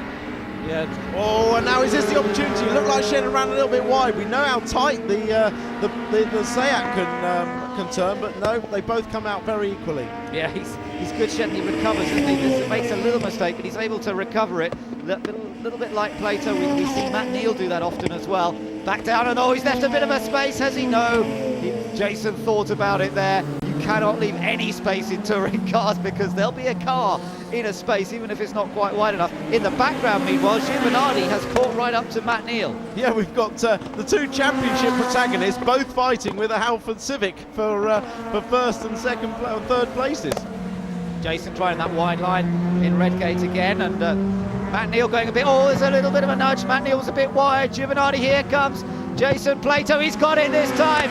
Jason Plato used the wide line at Redgate. He had a fantastic run off the corner, and Jason Plato's taken the lead. Yeah, sooner or later that was going to work, wasn't it? He's trying every which way. But did Giovanardi get past the background? No, he didn't. Still in fourth place. So advantage Plato in the championship just at the moment with two cars between him and Giovanardi. That's right, but Giovanardi tucked in there with Matt Neal, and he's looking to get past if possible. Plato now with an opportunity surely to ease away a little bit. Let's see how much quicker he is than Shedden. Shedden holding on to second position, and then that race for third place still going on between Matt Neal and Fabrizio Giovanardi. Giovanardi will be able to see that Plato has taken the lead of this race. He'll be anxious to try and reduce the number of cars between himself and the Seat. And if you look back, there is that battle. Vauxhall very tight out of Coppice. That could work. But has he got enough? No, Matt Neal's able to cover it just about. Only just managed to get over in front, because we know the Vauxhall's very quick. It has a very strong engine. It's usually quickest on the straights. He's relying on Matt going in a little bit too quick and maybe making a mistake and getting a run at him through the corner. But there you see they just equalise on the X's. They both get on the power at the same time. Very difficult to carry enough momentum through that chicane to really gain. So evenly matched. We've got the Seat leading this race now, a Honda Civics running second and third, the Vauxhall Vectra in fourth place, and a Seat Toledo in fifth position, and all of the cars so evenly matched around the turns and twists and dips of this Donington Park track in very tricky conditions. Plato has eased away, has got a useful margin. It was 1.3 seconds across the line again. Giovanardi taking a different line, not really an overtaking line. He's just trying to get a good exit out of the corner, but it's always difficult to overtake on this next section. Although Matt Neal himself is one of the masters of doing it. Let's see how much Matt covers the inside here. He just goes to the middle of the road, doesn't he, to sort of give that indication that he's blocking, but without compromising his line too much. Yeah, that's always the price you pay, isn't it? Go in too tight, you'll be slow through the corner, but don't go in tight enough and the other car will dive through. Nice through Coppice, and Matt Neal looks good up there. See a slightly different line, often see a variety of lines up at that corner, but now watch Matt Neal, he'll probably come over to the right, or has he left it? No, he hasn't. He left it a bit later that time, and Giovanardi says, right, I'm through here, and suddenly that Vauxhall power comes into its own. Yeah, I think Matt was probably concentrating on looking ahead and assuming he could pull over halfway down the straight like he did the last lap, but Giovanardi had already got a run at him. Yeah, so third place now for Giovanardi. That's what he wanted. He's got a bit closer once again to Jason Plato, who leads this race. It's Plato, Shedden in second place. Giovanardi now up to third for Vauxhall. Fourth place for Team Halfords is Matt Neal. Fifth place is still Adam Jones. Sixth place is Mike Jordan. And in seventh place, Darren Turner in the second of the Seats. Matt Allison is still in eighth place. A bit of a lonely eighth place. There he is. Look, all on his own he is. That's an unusual situation to be in touring cars. Matt Jackson is running in ninth, but he's under some pressure here from Colin Turkington. BMWs, one is a privately run car with a standard H-pattern gearbox, and the one behind the Team RAC car of Turkington here, who's going around the outs. Oh, Jackson gets into a big slide, and Turkington takes advantage. Yeah, that slide enough to lose his forward momentum, and that was all the difference between them coming off that corner. Just shows the importance of keeping the car straight. You know, it always looks great when you see the car going sideways, especially the rear-wheel drive car, but it loses you forward momentum, and that allowed Turkington, who didn't get the car out of shape, to just drive off the corner. Look at that. Great Perfect. pictures, as you say, but it's not the fast way, is it? So that, as you say, is the advantage there to Turkington, and that's brought him up into ninth position. His teammate Tom Onslow-Coles in 11th. Tom Chilton is in 12th place, by the way. Here's a little race going on. Darren Turner's got a chance perhaps here on Mike Jordan. No, not quite alongside enough, going under the braking area. Always had a good run through the chicane. Jordan just seemed to lose a bit of speed mid-corner, and Jordan's aware of it because he's now hugging the right-hand line. Yeah, it was interesting. We thought Jordan was going to shoot up behind Adam Jones, but he hasn't, and in fact he's now come under pressure from Turner, which has allowed Adam Jones to consolidate that safe 5th place. But Turner now with an overlap, and we know good traction off the corner. It's another side-by-side run. Oh, Jordan's just able to come across in front of the Seat, but only just, and the Seat pops over the curb a little bit. Mike Jordan tiptoeing into Old Hairpin. This is still a fast corner even in these conditions. Just seems to lose a bit of mid-corner speed there again. And mid-corner he just seems to be a bit down on speed, and Turner's through. Turner goes round the outside, made it look very easy in fact. Yeah, he did. I think Mike Jordan just over-committed a little bit late on the brakes, and so therefore late back on the power to get the forward, get the exit speed, and well, Turner just overlapped straight away and drove around the outside. There's his teammate, Jason Plato, race leader by 3.6 seconds last time around. This is a masterclass from Jason Plato, and this is just the sort of result he needed. He had a miserable time here at Donington last year, and really in some ways it was the Donington meeting that effectively ended his championship challenge. You could say there were other reasons as well, but they had a nightmare of a race meeting here last year, did Seat, and certainly did Jason Plato. But this is a very different story. This has been a great drive from Plato to take the lead. We're on to the final lap. He's got a big margin over Gordon Shenton in second, Giovanardi in third, and then a little race for fourth. Look, Adam Jones has come back to challenge Matt Neal, and that could go all the way to the checker flag at the end of this lap. Yeah, very much so. And yeah, back to Plato, you're right. Last year his best result was a 7th, and when he qualified in 9th place in qualifying yesterday, we thought, well, maybe he's in for another nightmare weekend, but I really think the weather has saved him. Yeah, absolutely agree. Oh, there's a slide by Matt Neal, gathered together well, but Jones will have seen that and think, oh, I might be able to take advantage, but Neal's so clever. He puts the car exactly in the right place, then has a good run through Old Hairpin. That's why he is a double champion. He can save those moments and still actually gain a little bit from it. There is Jason Plato, though, who has driven the best of everybody in this race. He started from the 3rd row of the grid. He was 5th position on the grid. He's only carrying the 9 kilos of ballast, and he's certainly taken advantage of that. He's got fastest lap in the race. He's had several fastest laps, in fact, and he's now just got the final corner to deal with to take victory, and he will now match Giovanardi for number of race wins this season. The two of them have dominated in terms of race victories, and now Jason Plato will go to 5 wins this season so far. There's his dad to offer congratulations. That was good, and his dad knows it too. Jason drove beautifully there to take the win by 5.8 seconds. Gordon Shenton takes second, Giovanardi third, Neal just takes 4th ahead of Jones, Turner is 6th, and Mike Jordan is 7th. Well, racing all the way there, and in fact I think we might see a bit more. Matt Allison is due round. We've also got Tom Chilton trying to get past Tom Onslow Cole, and this is for 11th place. It's not for a point, but it is for another position on the grid, remember, for race 3, so it's always worth fighting for, but you've got to keep the car in one piece. Onslow Cole covers the inside well. Chilton just gives him a bit of a tap through the corner, and it's going to be a drag race to the line. Oh, it's Onslow Cole who just takes it. Tom Chilton right behind him, and then it's Stockton who comes across the line in 13th position. So Plato definitely the man of that race, there's no doubt about it, but behind him Gordon Shenton drove as hard as he could, just didn't quite have the pace of that Seat in the latter stages, but still very useful points to him. And Giovanardi, of course, Tim, keeps that championship bubbling away. Plato will just extend it by a few more points, but it's still close. It is bizarre. In all the lottery of the conditions and the grids and everything else, these two guys just keep never more than a few places apart, either in points or results.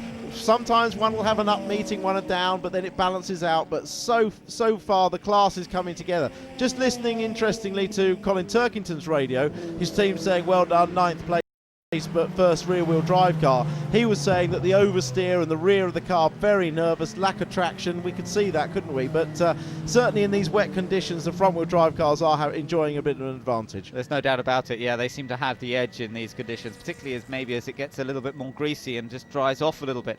And Plato used those advantages to absolute best effect. So let's get down there and see if we can get some reaction.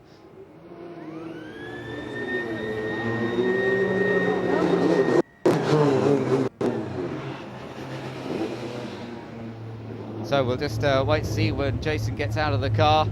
He should be well pleased with that one. Of course, you were saying it swings one way and then the other, Tim, but of course what this means with the reverse grid for race 3 is that Giovanardi will be slightly ahead of Plato on the grid, not by much, just one place, one car in between them, but of course he'll be that little bit lighter, so maybe the pendulum will swing back to Giovanardi again. Yeah, well, I mean, as we've seen, the weight is not a huge factor, although Gordon Shedden didn't enjoy the advantage in that race that he did in the first one.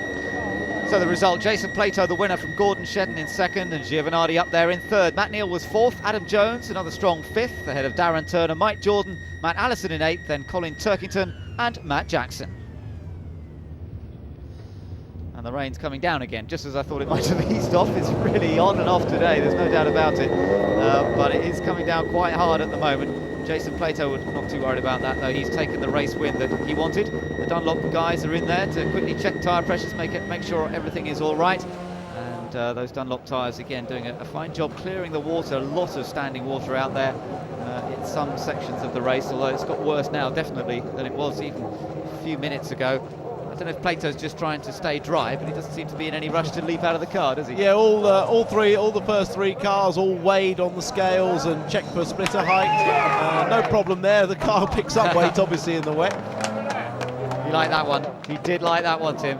He drove a good race because, you know, he could have sat back behind Shedden, couldn't he, and not risked anything. Yep. But he knew he had a quicker car and he took the advantage. Yeah, no, that's the sort of drive that a driver of his caliber really enjoys. Really gets something. I think you could see that very well in his reaction. Let's get down to with him. He's with Warren. Right, he's down here somewhere. He was just in the rain and now he's getting a big hug. You look very, very happy. That was a hell of a drive. Yeah, we you know, our car at the Seat Leon is fantastic in the wet, and you know, it's a great evener. And we made some changes with the engineer before the race, before that last race. My car was fantastic. Of course, I've had some ballast off the car, but we really made the car work there. It was fantastic. It looked like you were getting some serious drive out of corners where other people were struggling. You were taking a wider line and just firing it out. Yeah, that's back to remembering my old days in karting when I was a kid, and the wet line round here works. That was good. Championship's looking quite good. It's gone a lot better at Donington this year so far than it did last year. Yeah, that's not difficult, is it? It is, but you know, there's still a long way to go, and Fabrizio is a very sharp blade, and Matt's obviously come on song now, so it's a long way to go just yet, but so far so good. We'll see you in the next one. Thank you very much. Cheers. Yeah, you like that one. That was a good result for Plato. Let's see what it does to the championship. Well, he was leading before we went into that one, and that's opened it up a little bit now. 9 points his edge over Fabrizio Giovanardi. Again, Matt Neal stalking around there in third place, 116 points. Gordon Shedden now up to fourth. He was fifth before that race, so he's climbed up the leaderboard a lot today. I think he started in 7th place when we came to this meeting, so Gordon Shedden making great moves up the leaderboard. So lots more to look forward to. We've got another touring car race today and plenty of support action. Stay with us on Setanta Sports. Gordon, you got out clear, pulled away, looked like it was going to be race one, but Jason put some enormous pressure on you, didn't he? Yeah, I mean, he had a really, really quick car in that race, and you know, for me to carry the 45 kilos of ballast, and Jason lost 36 from the first race, so it's almost 100 kilo difference in the weight of the cars. So you know, I'm absolutely delighted for, you know, with second place. It's really strong points for me, and you know, just reward for everybody at Team Halfords to give me a cracking little Honda Civic under me once again. Well, it certainly did look like that car would not have gone any faster. It was almost like dancing on ice out there. It is. You know, the amount of water out there is phenomenal. And you know, again, as the race goes on, we've seen it in the first race, the cars are absolutely sliding every direction. So it's just a question, certainly for me, I didn't want to do anything silly. You know, quite rightly, Jason put a lot of pressure on me. He had a faster car in that race, so you know, no point in either me going off or us both going off. So it's, you know, it's great points for me, so I'm delighted. Still looks like you're enjoying it. We'll see you in the next one. Thanks, Gordon. Third place man, Fabrizio Giovanardi. Well, we haven't seen you up on the podium today so far. It's gone very well out there. You've had a lot of work to do. Yeah, we are not in perfect setup, unfortunately, but anyway, it's good to keep in touch with Jason and Matt, and I think it was a good job for the team, and we have another race to do. We'll see. A lot of work going on, and qualifying and practice didn't go exactly to plan, did it?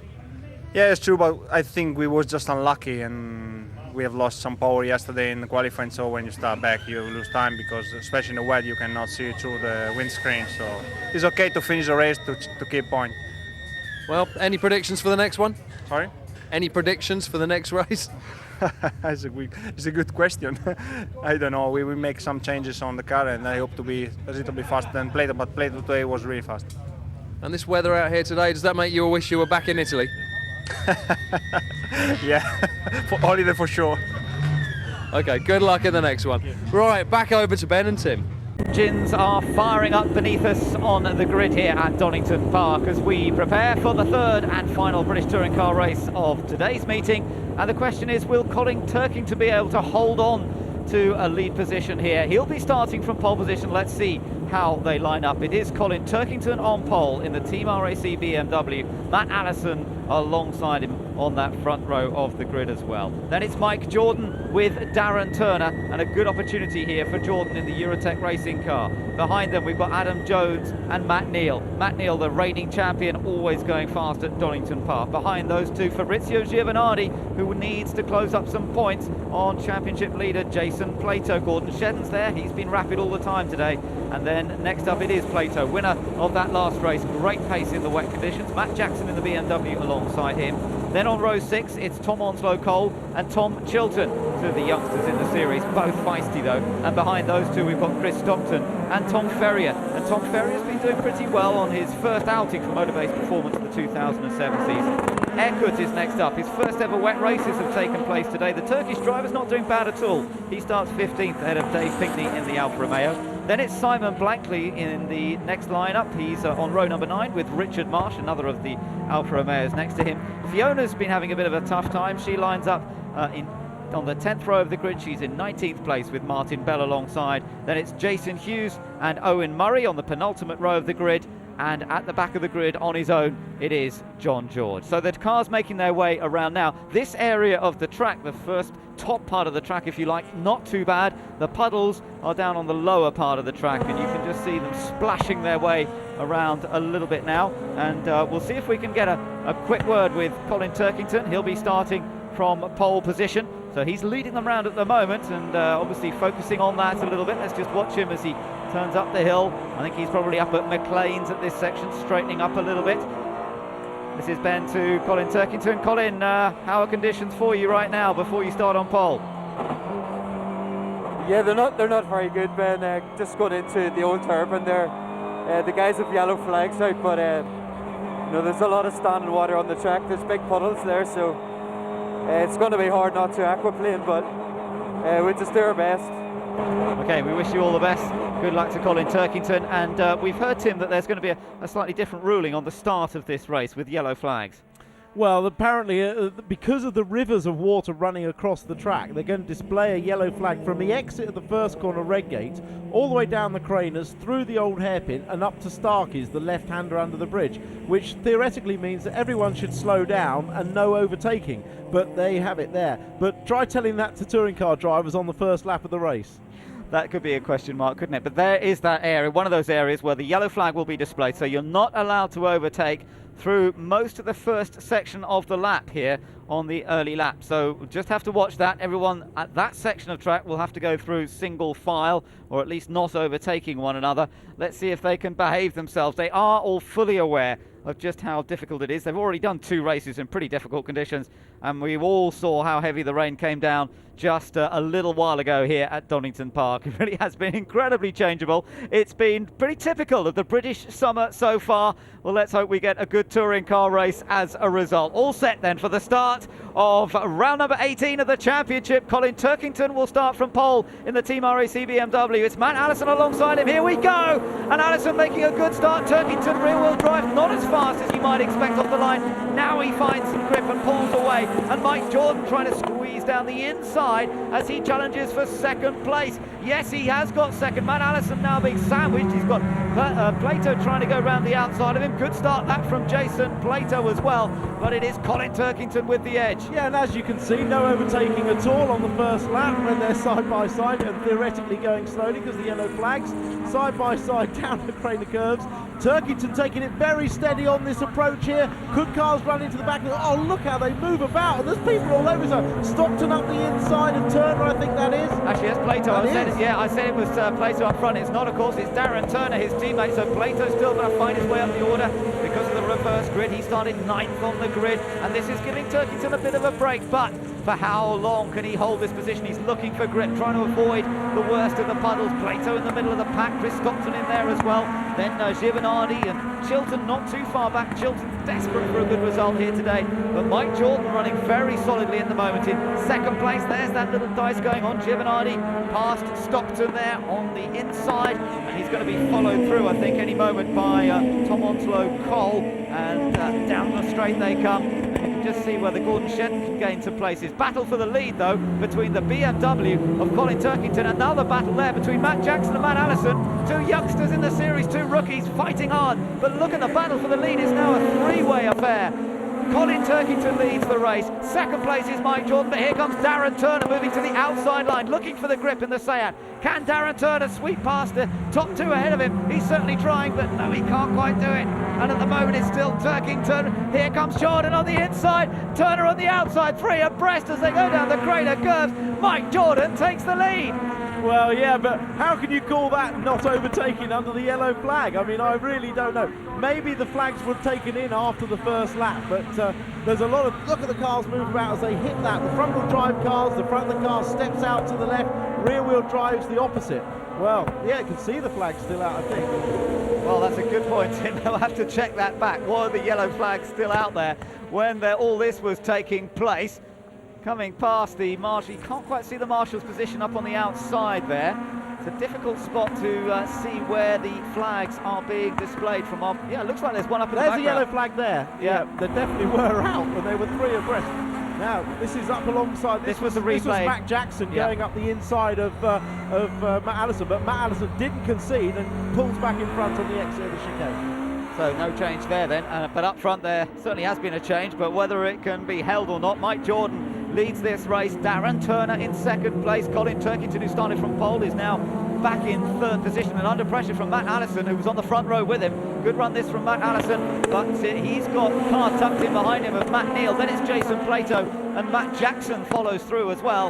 And then it's Fabrizio Giovanardi running in 8th place in the Vauxhall, and with the fastest lap last time around. Allison just under a bit of pressure there from Matt Neal. I think he may... Oh, he's lost a place. Yeah, he ran over the curb. Yeah, Matt Allison just on the outside. Matt Neal gave him that little love tap that put him on his wheels on the wet, slippery outside curbs, and he was through. This is Turner taking second place. This was after Mike Jordan had already gone through now. There's a little bit of a nudge between the two cars. Turkington on the inside, Turner then stayed right round the outside. Oh, that's Seat. We saw it in the second race today. That car's working so well in these conditions. Yeah, Jason Plato was absolutely flying in the second race, so I'm pretty sure that they will have put the same setup on Turner's car as his, because that car was definitely the quickest. Matt Jackson holding everybody up, getting a bigger power slide there. Yeah, and that's allowed Gordon Shedden to get past Adam Jones, and Fiona Leggett's going slowly. She's not having much of a day, is she? Battle for the lead here. It's Mike Jordan, the independent in the John Guest car, trying to keep the Seat Sport UK machine of Darren Turner behind him. There's not much to choose between them. A little bit of a gap back to Colin Turkington then in third place, and Jordan taking the defensive line into the chicane. Fence him off for the moment, but Turner's got a great exit. Oh, that was cleverly driven by Turner. Can't quite make the most of it though on the exit of the corner. Yeah, that was a good piece of driving, but we know that Mike Jordan car, that Honda Integra, is quick car in a straight line, so if he can keep defending but keep quick on the straights, it's going to be hard for Turner to pass. Turner's just looking for more grip somewhere on the circuit. And there's the yellow flag straight in front of you. Yeah, the yellow flag still flying there. Matt Neal had a little go at getting past Turkington for third going into Redgate, but then decided better of it, and they all follow each other one by one down the hill, through the Craner curves, then on the brakes. This is where the big puddles are. This is where they have to be so careful. The car will just straighten up across that puddle, and then you've got to gather it all together once more as you come out of the bend. And still Mike Jordan controlling it from Darren Turner and Colin Turkington. The spray being kicked up and the mud being kicked up as well. Yeah, Matt Allison's dropped back. He's now back in, well, he's back in 11th place, so he got muscled back on that third lap. Well, there's no doubt that keep an eye on both the Team Halfords cars there. At the moment, Matt Neal going very well. John George has been in trouble. He's been off, obviously. He's now rejoined. Bumper just beginning to dangle a little bit. This is the battle for the lead, though. It's still Mike Jordan versus Darren Turner, and then behind them, look at them, 3 abreast again. It's Turkington on the inside, Plato in the middle, and then it's Matt Neal joining in and going to go down the outside here. Which of them is going to come through first? Jason Plato may have the edge. He's got the best position. Oh, he's taken both of them. Jason Plato has taken 2 spots in one go, and that's the reaction from the Seat pit. Well, he was the meat in the sandwich there, and usually it's the guy in the middle that ends up in the worst position, but Jason just trusted his instincts, brake the latest, outbraked Turkington, and Neal was on the outside, couldn't turn in. Now Giovanardi is battling with Turkington as well, and for Giovanardi it's crucial that he gains some places quickly, otherwise Plato will further increase that championship lead, which he has retaken here at Donington today. He eased it out to 9 points before this race, and Giovanardi knows he's got to get back on terms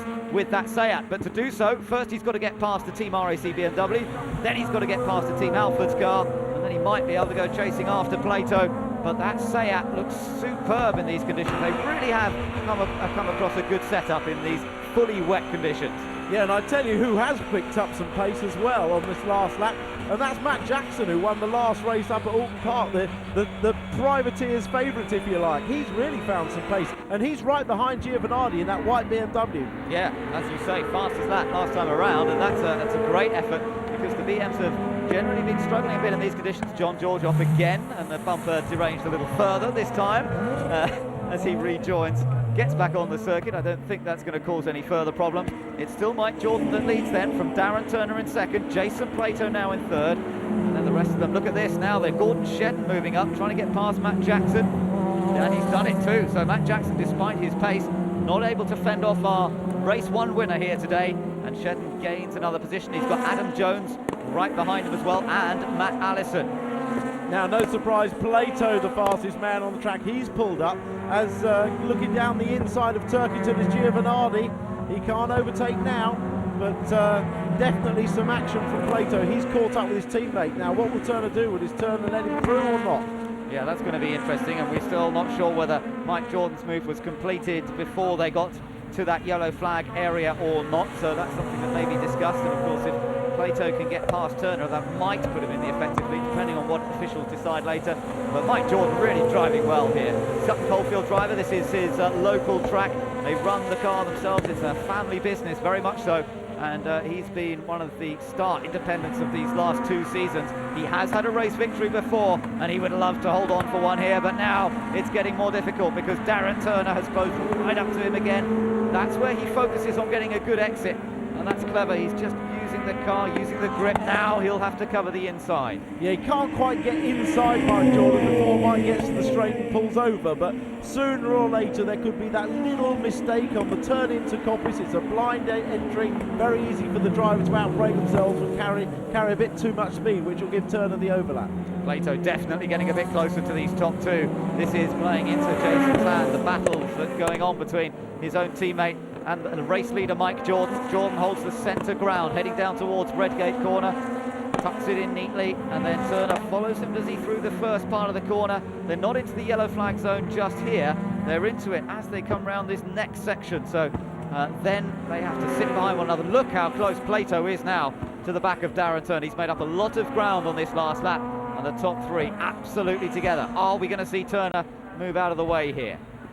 Well, Mike Jordan, that was a good close-up there. He can afford to slow the car down there as he goes over that little river and make sure he gets a good exit from the corner, because nobody can overtake him all the way in. Oh, this is good stuff. Clever driving from all of these top drivers at the moment. Jordan will try and keep it a little tight here. Yes, he does.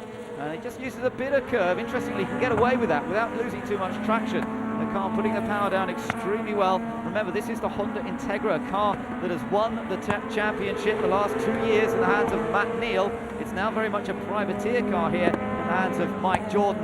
But there's no doubt it's always been fast at Donington, whether it's dry or wet, it doesn't seem to matter. Matt Neal took double wins here a couple of years ago, and Shedden did likewise last year. Plato's looking up the inside of Turner. Turner saw him coming and let him go. Yep, so Plato outbrakes his teammate, goes into second place, and And now it's Jason Plato looking for 2 wins out of 2 here today. Remember, he started this one from 9th on the grid, carrying maximum ballast of 45 kilos as well, and it's not slowing him down at all.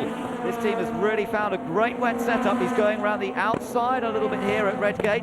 Don't think he's going to quite get alongside, but then he'll try and cut back, but then they're into the yellow flag zone. So that it does stymie your attempts a bit there to build up an overtaking manoeuvre, because they've been using that whole sequence earlier today. Yeah, absolutely, but also it's allowed Matt Neal to catch up, and Matt Neal's now on the back of Turner, which is probably why Turner let... across the inside there! Yeah, Plato, he's done it, he's got through, I think. Yeah, he's in front of Mike Jordan. That was interesting, different choice of lines there. It is. I mean, I still would like to know whether there's yellow flags out there or not on the exit, but it appeared to be that he got through cleanly, certainly, but he just jumped the inside, and Matt Neal up the inside, his favourite overtaking place. McLean's is up the inside of Turner. They were leaning on each other, weren't they? They were both leaning on one another there. Matt Neal went for the late lunge. He's up into 3rd. He's done it. He's up into 3rd place, is Matt Neal, and now he goes chasing after Mike Jordan. Jason Plato, though, is our new race leader. He squeezed through. He took a bit of a gamble here, I would say, Plato. This is the overtake from Plato. Now, Mike Jordan knows the yellow flags are out, so he slows the car up nice and early to rely on, Plato can't overtake him into the corner. He hits that puddle and slides a bit wide. Plato cuts the corner and gets a tremendous drive out of it. And can we see a yellow flag? Not that I can see. No, where is the green? That's the question. So was he past the green? Now Matt Neal got past Turner here, up the inside. Yeah, well, he was sort of there, and by the time Darren saw him and tried to shut the door, it was probably a little bit too late. Matt Neal said, I'm already here, not much you can do about it, and that popped him up into 3rd place. So we've had the half distance. Blankley's off, Blankley in the gravel there. Hopefully they'll clear that car out of the way. That is down at the old hairpins. That's where the yellows are anyway, I think. But Plato leads, Jordan 2nd, Neal 3rd, Darren Turner 4th, Turkington in 5th place. Giovanardi is currently in 6th place. Matt Jackson 7th, 8th is Gordon Shedd, 9th is Adam Jones, and then it's Tom Onslow Cole. Matt Allison down in 11th, Tom Chilton is in 12th place, then it's Tom Ferrier and Erkut a little further back. And that's how things stand at the moment, with Mike Jordan still holding on to 2nd place here from Matt Neal. You're riding with Matt Neal up to the top part of the course here, up at Coppice Corner. So tricky just to get the balance right, get the grip and traction off this corner, and then down the straight beneath the Dunlop Bridge.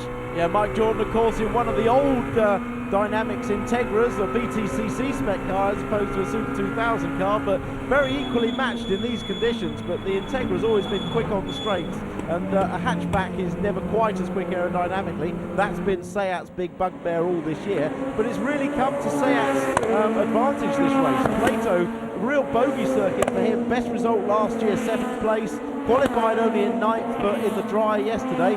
Wet races, and look at him go. Yeah, no, it's been superb for Seat, and they've got a real chance of getting past Vauxhall in the Manufacturers' Championship and passing them in the teams as well. There's Tom Chilton. Tom Chilton running down in 11th place at the moment, so he's just outside the points. Giovanardi's dropped down, so he's down in 13th. There's been something, and this is a big factor now in terms of the championship. What happened to Giovanardi? There he went off. He couldn't see. His wipers aren't working again, or he's chosen not to put them off, but he's way across the grass. I've got a feeling that's up at Starkey's on the approach to McLean's, and he's going to rejoin the track between McLean's and Coppice, but lost a whole ton of time. There goes Matt Allison, as you saw going through, and Giovanardi down in an unlucky 13th place. That is crucial, because that will mean that Jason Plato, if he stays where he is, will open up a big championship lead, and suddenly the pendulum has swung back towards Seat here this weekend. After an unpromising start with their pace in free practice and in qualifying, they are now sitting pretty. If things stay as they are, Giovanardi surely will be desperate to gain some places back in the remaining laps. We're watching the race for 2nd here between Mike Jordan and Matt Neal. A lot of respect between these two. Mike Jordan has had a lot of help from Matt Neal's team in running his car and setting it up, but there's a lot of respect between the two as drivers as well. That got past Mike Jordan earlier on today, but that was after Mike had nearly run into the back of Matt Neal's car and basically bailed out and went across the gravel instead. So they have respect for each other, but Jordan won't make it easy. And they caught Plato a bit there. What happened to Plato? Yeah, I just heard something, I thought on the radio. Plato's got a problem. He's in trouble. He's just lost the lead, Tim. Yeah, I heard something in the background that Plato had a problem. Don't know what it is. Appears he's either up to place now or he's got a tyre problem. Let's just watch it for a little bit. But Jordan back in the lead. Well, very strange. Plato had a big lead of 2.3 seconds when they went across the line. That was the moment, but Plato had already lost the pace. I don't know what happened through Redgate corner. Well, he was way offline. He wasn't out wide on the normal exit of the corners, which would imply that we need to see it earlier than that, but would imply he had a gearbox problem or something. Yeah, maybe something like that, and must have had a problem going into Redgate. Now he's back in front. And Neil's gone through on Jordan. Well, it's changing as quickly as we can watch it. Very strange. He must have had some drama when he went into Redgate corner, and maybe he felt that he'd overtaken under yellows. Maybe that's what it is, and therefore he thought he'd better let them through again and then repass. If that's the case, very clever stuff from the team. Yeah, it could well be. This is him retaking the lead up into McLean's, I'm sure. But clearly he let Jordan go back past. May well be that he was informed by the team that he had to let him back past because he'd overtaken him unfairly, as we suspected on the exit of the old hairpin earlier on, and let him pass, but for barely a lap. No, that's right. Well, if that's the case, then it's quite intelligent driving from Plato and good team management again from Sayat as well. Jackson involved in a good little dice here at the moment with Colin Turkington, I think that is, as they come down the hill. And I think he's just managed to get ahead because Plato leads, Neil second, Jordan third, Turner fourth, and now it's Jackson up into fifth place. So Matt Jackson fifth, Colin Turkington down into sixth position. They've got Gordon Shedden tucked in. Oh, a bit of a slide there. That puddle under the bridge, that's very tricky in these cars. Yeah, I think in actual fact that was as a result of Matt Jackson chopping off too much of the corner and just sticking his wheel in the dirt as Shedden gets up the inside of Turkington. He's got the pass. Yeah, he's done that, hasn't he? Again, you can't afford to go wide into McLean's. It's one of the classic overtaking areas, particularly in touring cars. Some single-seater cars never really get a chance to overtake because the braking area is so short there. But in the wet, in touring cars, there's that little bit longer braking area, and you can get alongside. But he hasn't given up as Turkington. He's going to try and come back at Shedden, and he's got his teammate Tom Onslow Cole right behind. Careful, boys, you don't want to wipe each other out at this stage. And Onslow Cole looking very racy behind his teammate. Turkington couldn't quite close back up to Gordon Shedden, and Onslow Cole's enjoying himself here at the moment. He told me earlier it reminds him of his days racing in karts in the wet, which he said he was always enjoyed the wet conditions when he was kart racing. I think he's quite relishing trying to find the grip here and dicing in the rain as they are at the moment. Yeah, Onslow Cole, who's done most of his racing obviously in front-wheel drive cars, and took a little while. Whoa, that's Adam Jones gone round. Was that contact with Matt Allison? I think it might have been. I think it was as well, and he's using all his tricks to try and drag himself out of the gravel. Well, he's got himself out of the gravel, but he might have stalled it in the process of doing that. Let's just see, look in the, it'll just come into shot, bang! That was the wallop. Yeah, there was contact there, wasn't there? We couldn't see it early enough in the instant to see what had caused it, but the result was a poor, unfortunate Jones going off. And but he's already done enough this weekend to hoist his petard well up on the shopping list of team managers for touring car teams. Jason Plato leads from Matt Neal. These two rivals from all recent seasons. They've battled hard for championships of these two, and it's Plato ahead of Matt Neal at the moment. More muck being kicked up there. It's really still pretty close for third, fourth and fifth though. Jordan currently in third, with Turner in fourth, Jackson in fifth, and then the Team Halfords car of Gordon Shedden. Turkington's next up. He's got his teammate Onslow Cole behind. We're on board Matt Jackson here in the white and black BMW, the privateer car, the independence car. Has he got a chance? Yeah, he's managed to get past Darren Turner. You rode on board as he outbraked Turner. Yeah, well, we saw earlier on he was very quick, and his BMW is privately run car, this family run car indeed, never mind privateer. Certainly got the legs on the RAC, better funded cars this weekend. Oh, a late move there by Gordon Shedden to try and get past Turner as well, and this could help the BMWs behind. Ooh, bouncing over the dirt. There goes Turner, and in fact he does lose out to both BMWs of Onslow Cole and Turkington as a result of that. So Darren Turner, the big loser in that confrontation, but it all got a bit physical there through Redgate corner. Yeah, the one touch wasn't quite enough to put him out on the slippery curves, so another touch had to be done. Turkington and his teammate Tom Onslow Cole still separated by the proverbial cigarette paper. There's nothing to choose between these two, and they've got the other BMW of Matt Jackson ahead of them. They won't like that. They'll be trying to get back on terms with him. Mike Jordan still in a clear third place, and further back you can still see Tom Chilton is in 9th place, and Fabrizio Giovanardi, well, he's down in 11th place. 12th is Tom Ferrier, 13th Aircut, then 14th is Dave Pinkney, 15th still running Jason Hughes ahead of Chris Stockton, Adam Jones has come into the pits now though, so it looks as though his race is all over. 14, we're on lap 14 out of 16. The race leader will complete lap number 13 coming around, and we'll move on towards the latter part of this race. We're certainly into the closing stages. Plato has just crossed the line. It's getting tight here between Jackson and Gordon Shedden once again, but again it's just Jackson who crosses the line. Fourth, Shedden in 5th place, and there are 2 laps to go. Yeah, and on these last 2 laps, I've just been informed that the yellow flags have been pulled in, so they can now race at full speed down it, although I can still see the flag in the foreground there. But, well, the yellow flags are still out. Maybe they thought better of that judgment, but there's still no overtaking down the Craners. Mike Jordan's fairly clear ahead of this little group behind him, but Jackson's still got Gordon Shedden breathing down his neck. And Shedden, who won the first race of the day, finished in a strong second in race 2, and now with an opportunity here, maybe of getting at least a 4th place finish out of it. I think he'll struggle to get onto the podium, but we'll just have to wait and see.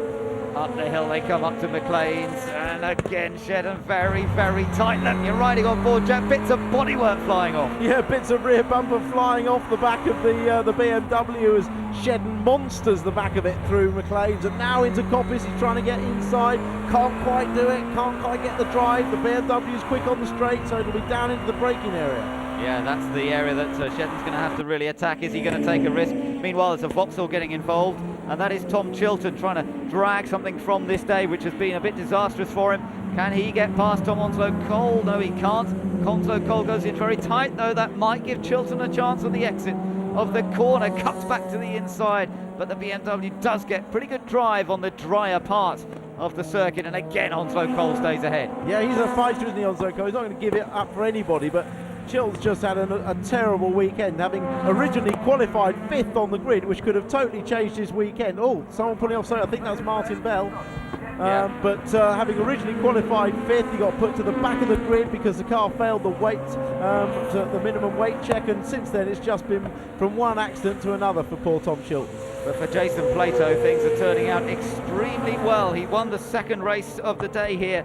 He finished in 5th place in the first race, and he is going to collect a real basket full of points today, which will put him further ahead in the championship. He came into this race just a point behind Fabrizio Giovanardi, but he has turned the tables big time, and Giovanardi has struggled with various difficulties. He's down in the 11th. He's not likely to score any points at all. Coming around then, down the straight, we're on the final lap. Jason Plato with the fastest lap as well. He'll get an extra point for that.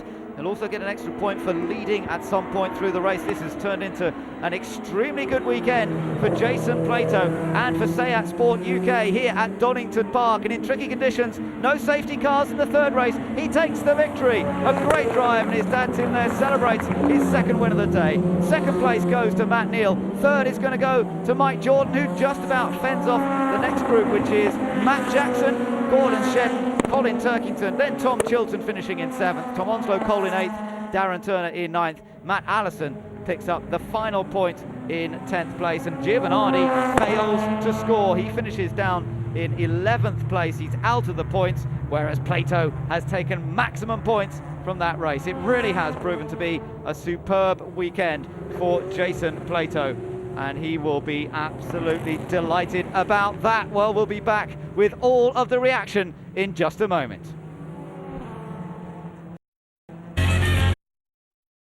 Of this season so far anyway, which is not usually very much, but Plato's had a superb day. 2 very strong performances to take 2 victories, and he did it from 9th place on the grid in that 3rd race, carrying the maximum ballast on board as well. So I think he will be delighted with that, and Seat themselves should be well pleased. Their big rivals, Vauxhall, have not had a good day at all. Tom Chilton did score a few points there for Vauxhall by finishing in 7th, but it's not quite the sort of points tally that they were hoping to gather here this weekend. And Seat have probably had one of their best weekends of the season so far, and Jason Plato is going to make the most of the celebrations here tonight. So Matt Neal finished in 2nd place. Mike Jordan a very solid 3rd to take another podium at the same track he did last year. Let's just take a look at what it's done. Well, there's the result. As you can see, Plato the winner from Matt Neal, Mike Jordan. then Matt Jackson. So Mike Jordan was the leading independent car home, and that's vital from his point of view. He should still be leading the independent points table by beating Matt Jackson. Those two are really fighting for the independence points at the moment. Colin Turkington down in 6th place ahead of Tom Chilton, and Matt Allison just popped in there for the final point in 10th place behind Darren Turner. Turner, one of the unlucky ones. He got a bit squeezed out in the latter stages of that race and wasn't able to recover the lost ground. So Plato, by my reckoning, should have a pretty good lead. It might well be up to around 25, 26 points. So let's just take a look at that. 188 for Jason Plato. So indeed it is 25 points ahead of Fabrizio Giovanardi. Matt Neal in 3rd place, a bit closer respectively to Fabrizio Giovanardi, and then Gordon Shedden in 4th position.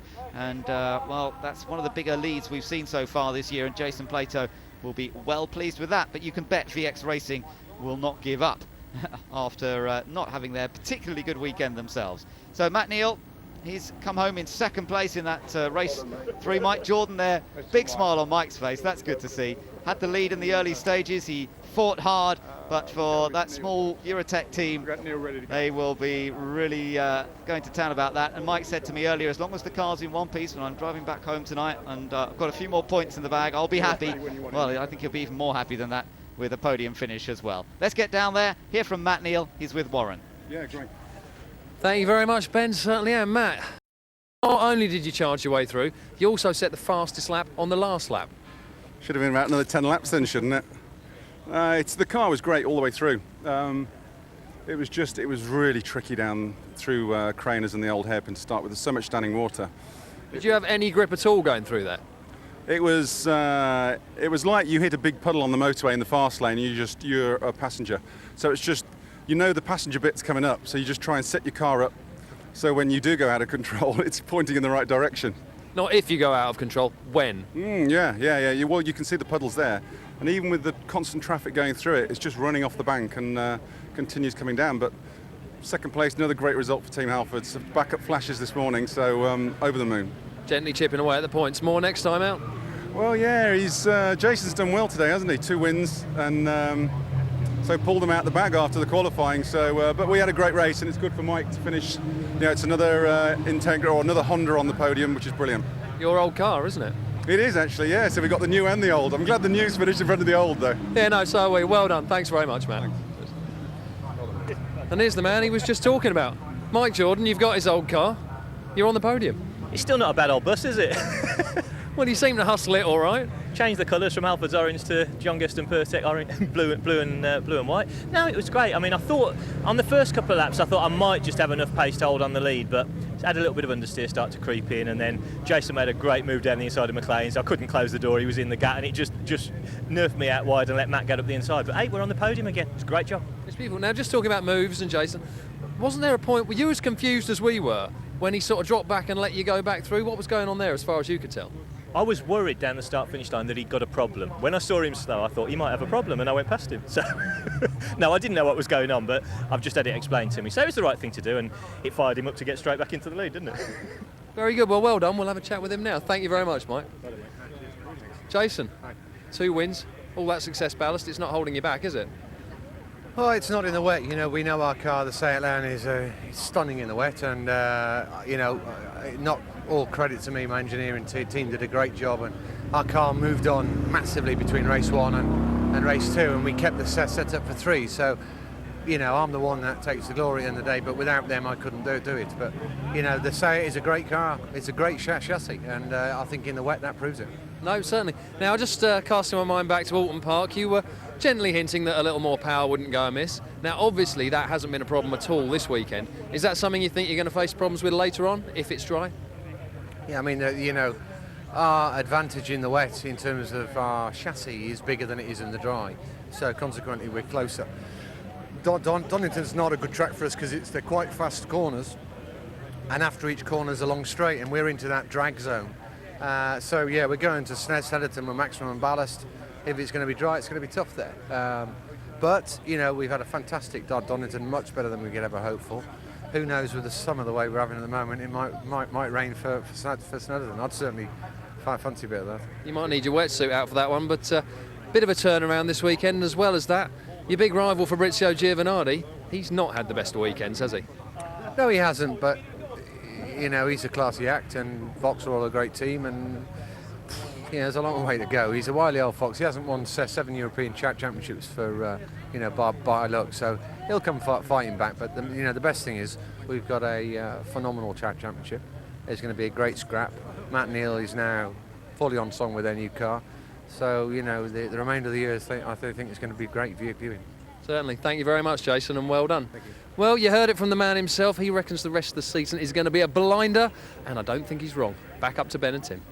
Thanks very much, Warren. No, I'm sure we're in for some more great racing over the course of this Touring Car Championship. Let's just see what's happened to the points. This is the Teams Championship, and Seat are now in the lead of that. They came in 3 points behind Vauxhall to this weekend, so they really have had a tremendous weekend. They've gone ahead of VX Racing, and the boys down in the teams will be so pleased about that. They really look at those points. They want to beat each other so much, and Seat have just gone ahead of VX Racing here this weekend. And of course, those are the two manufacturers involved in the championship as well, the only two works teams, if you like. So they're always going hard at it to score points, and this is what it means. Vauxhall still have the edge in the manufacturers championship, but it's only down to 14 points now, the gap between the two. So that's to play for as well, and they will be looking to try and score points for both cars at the next event at Snetterton. So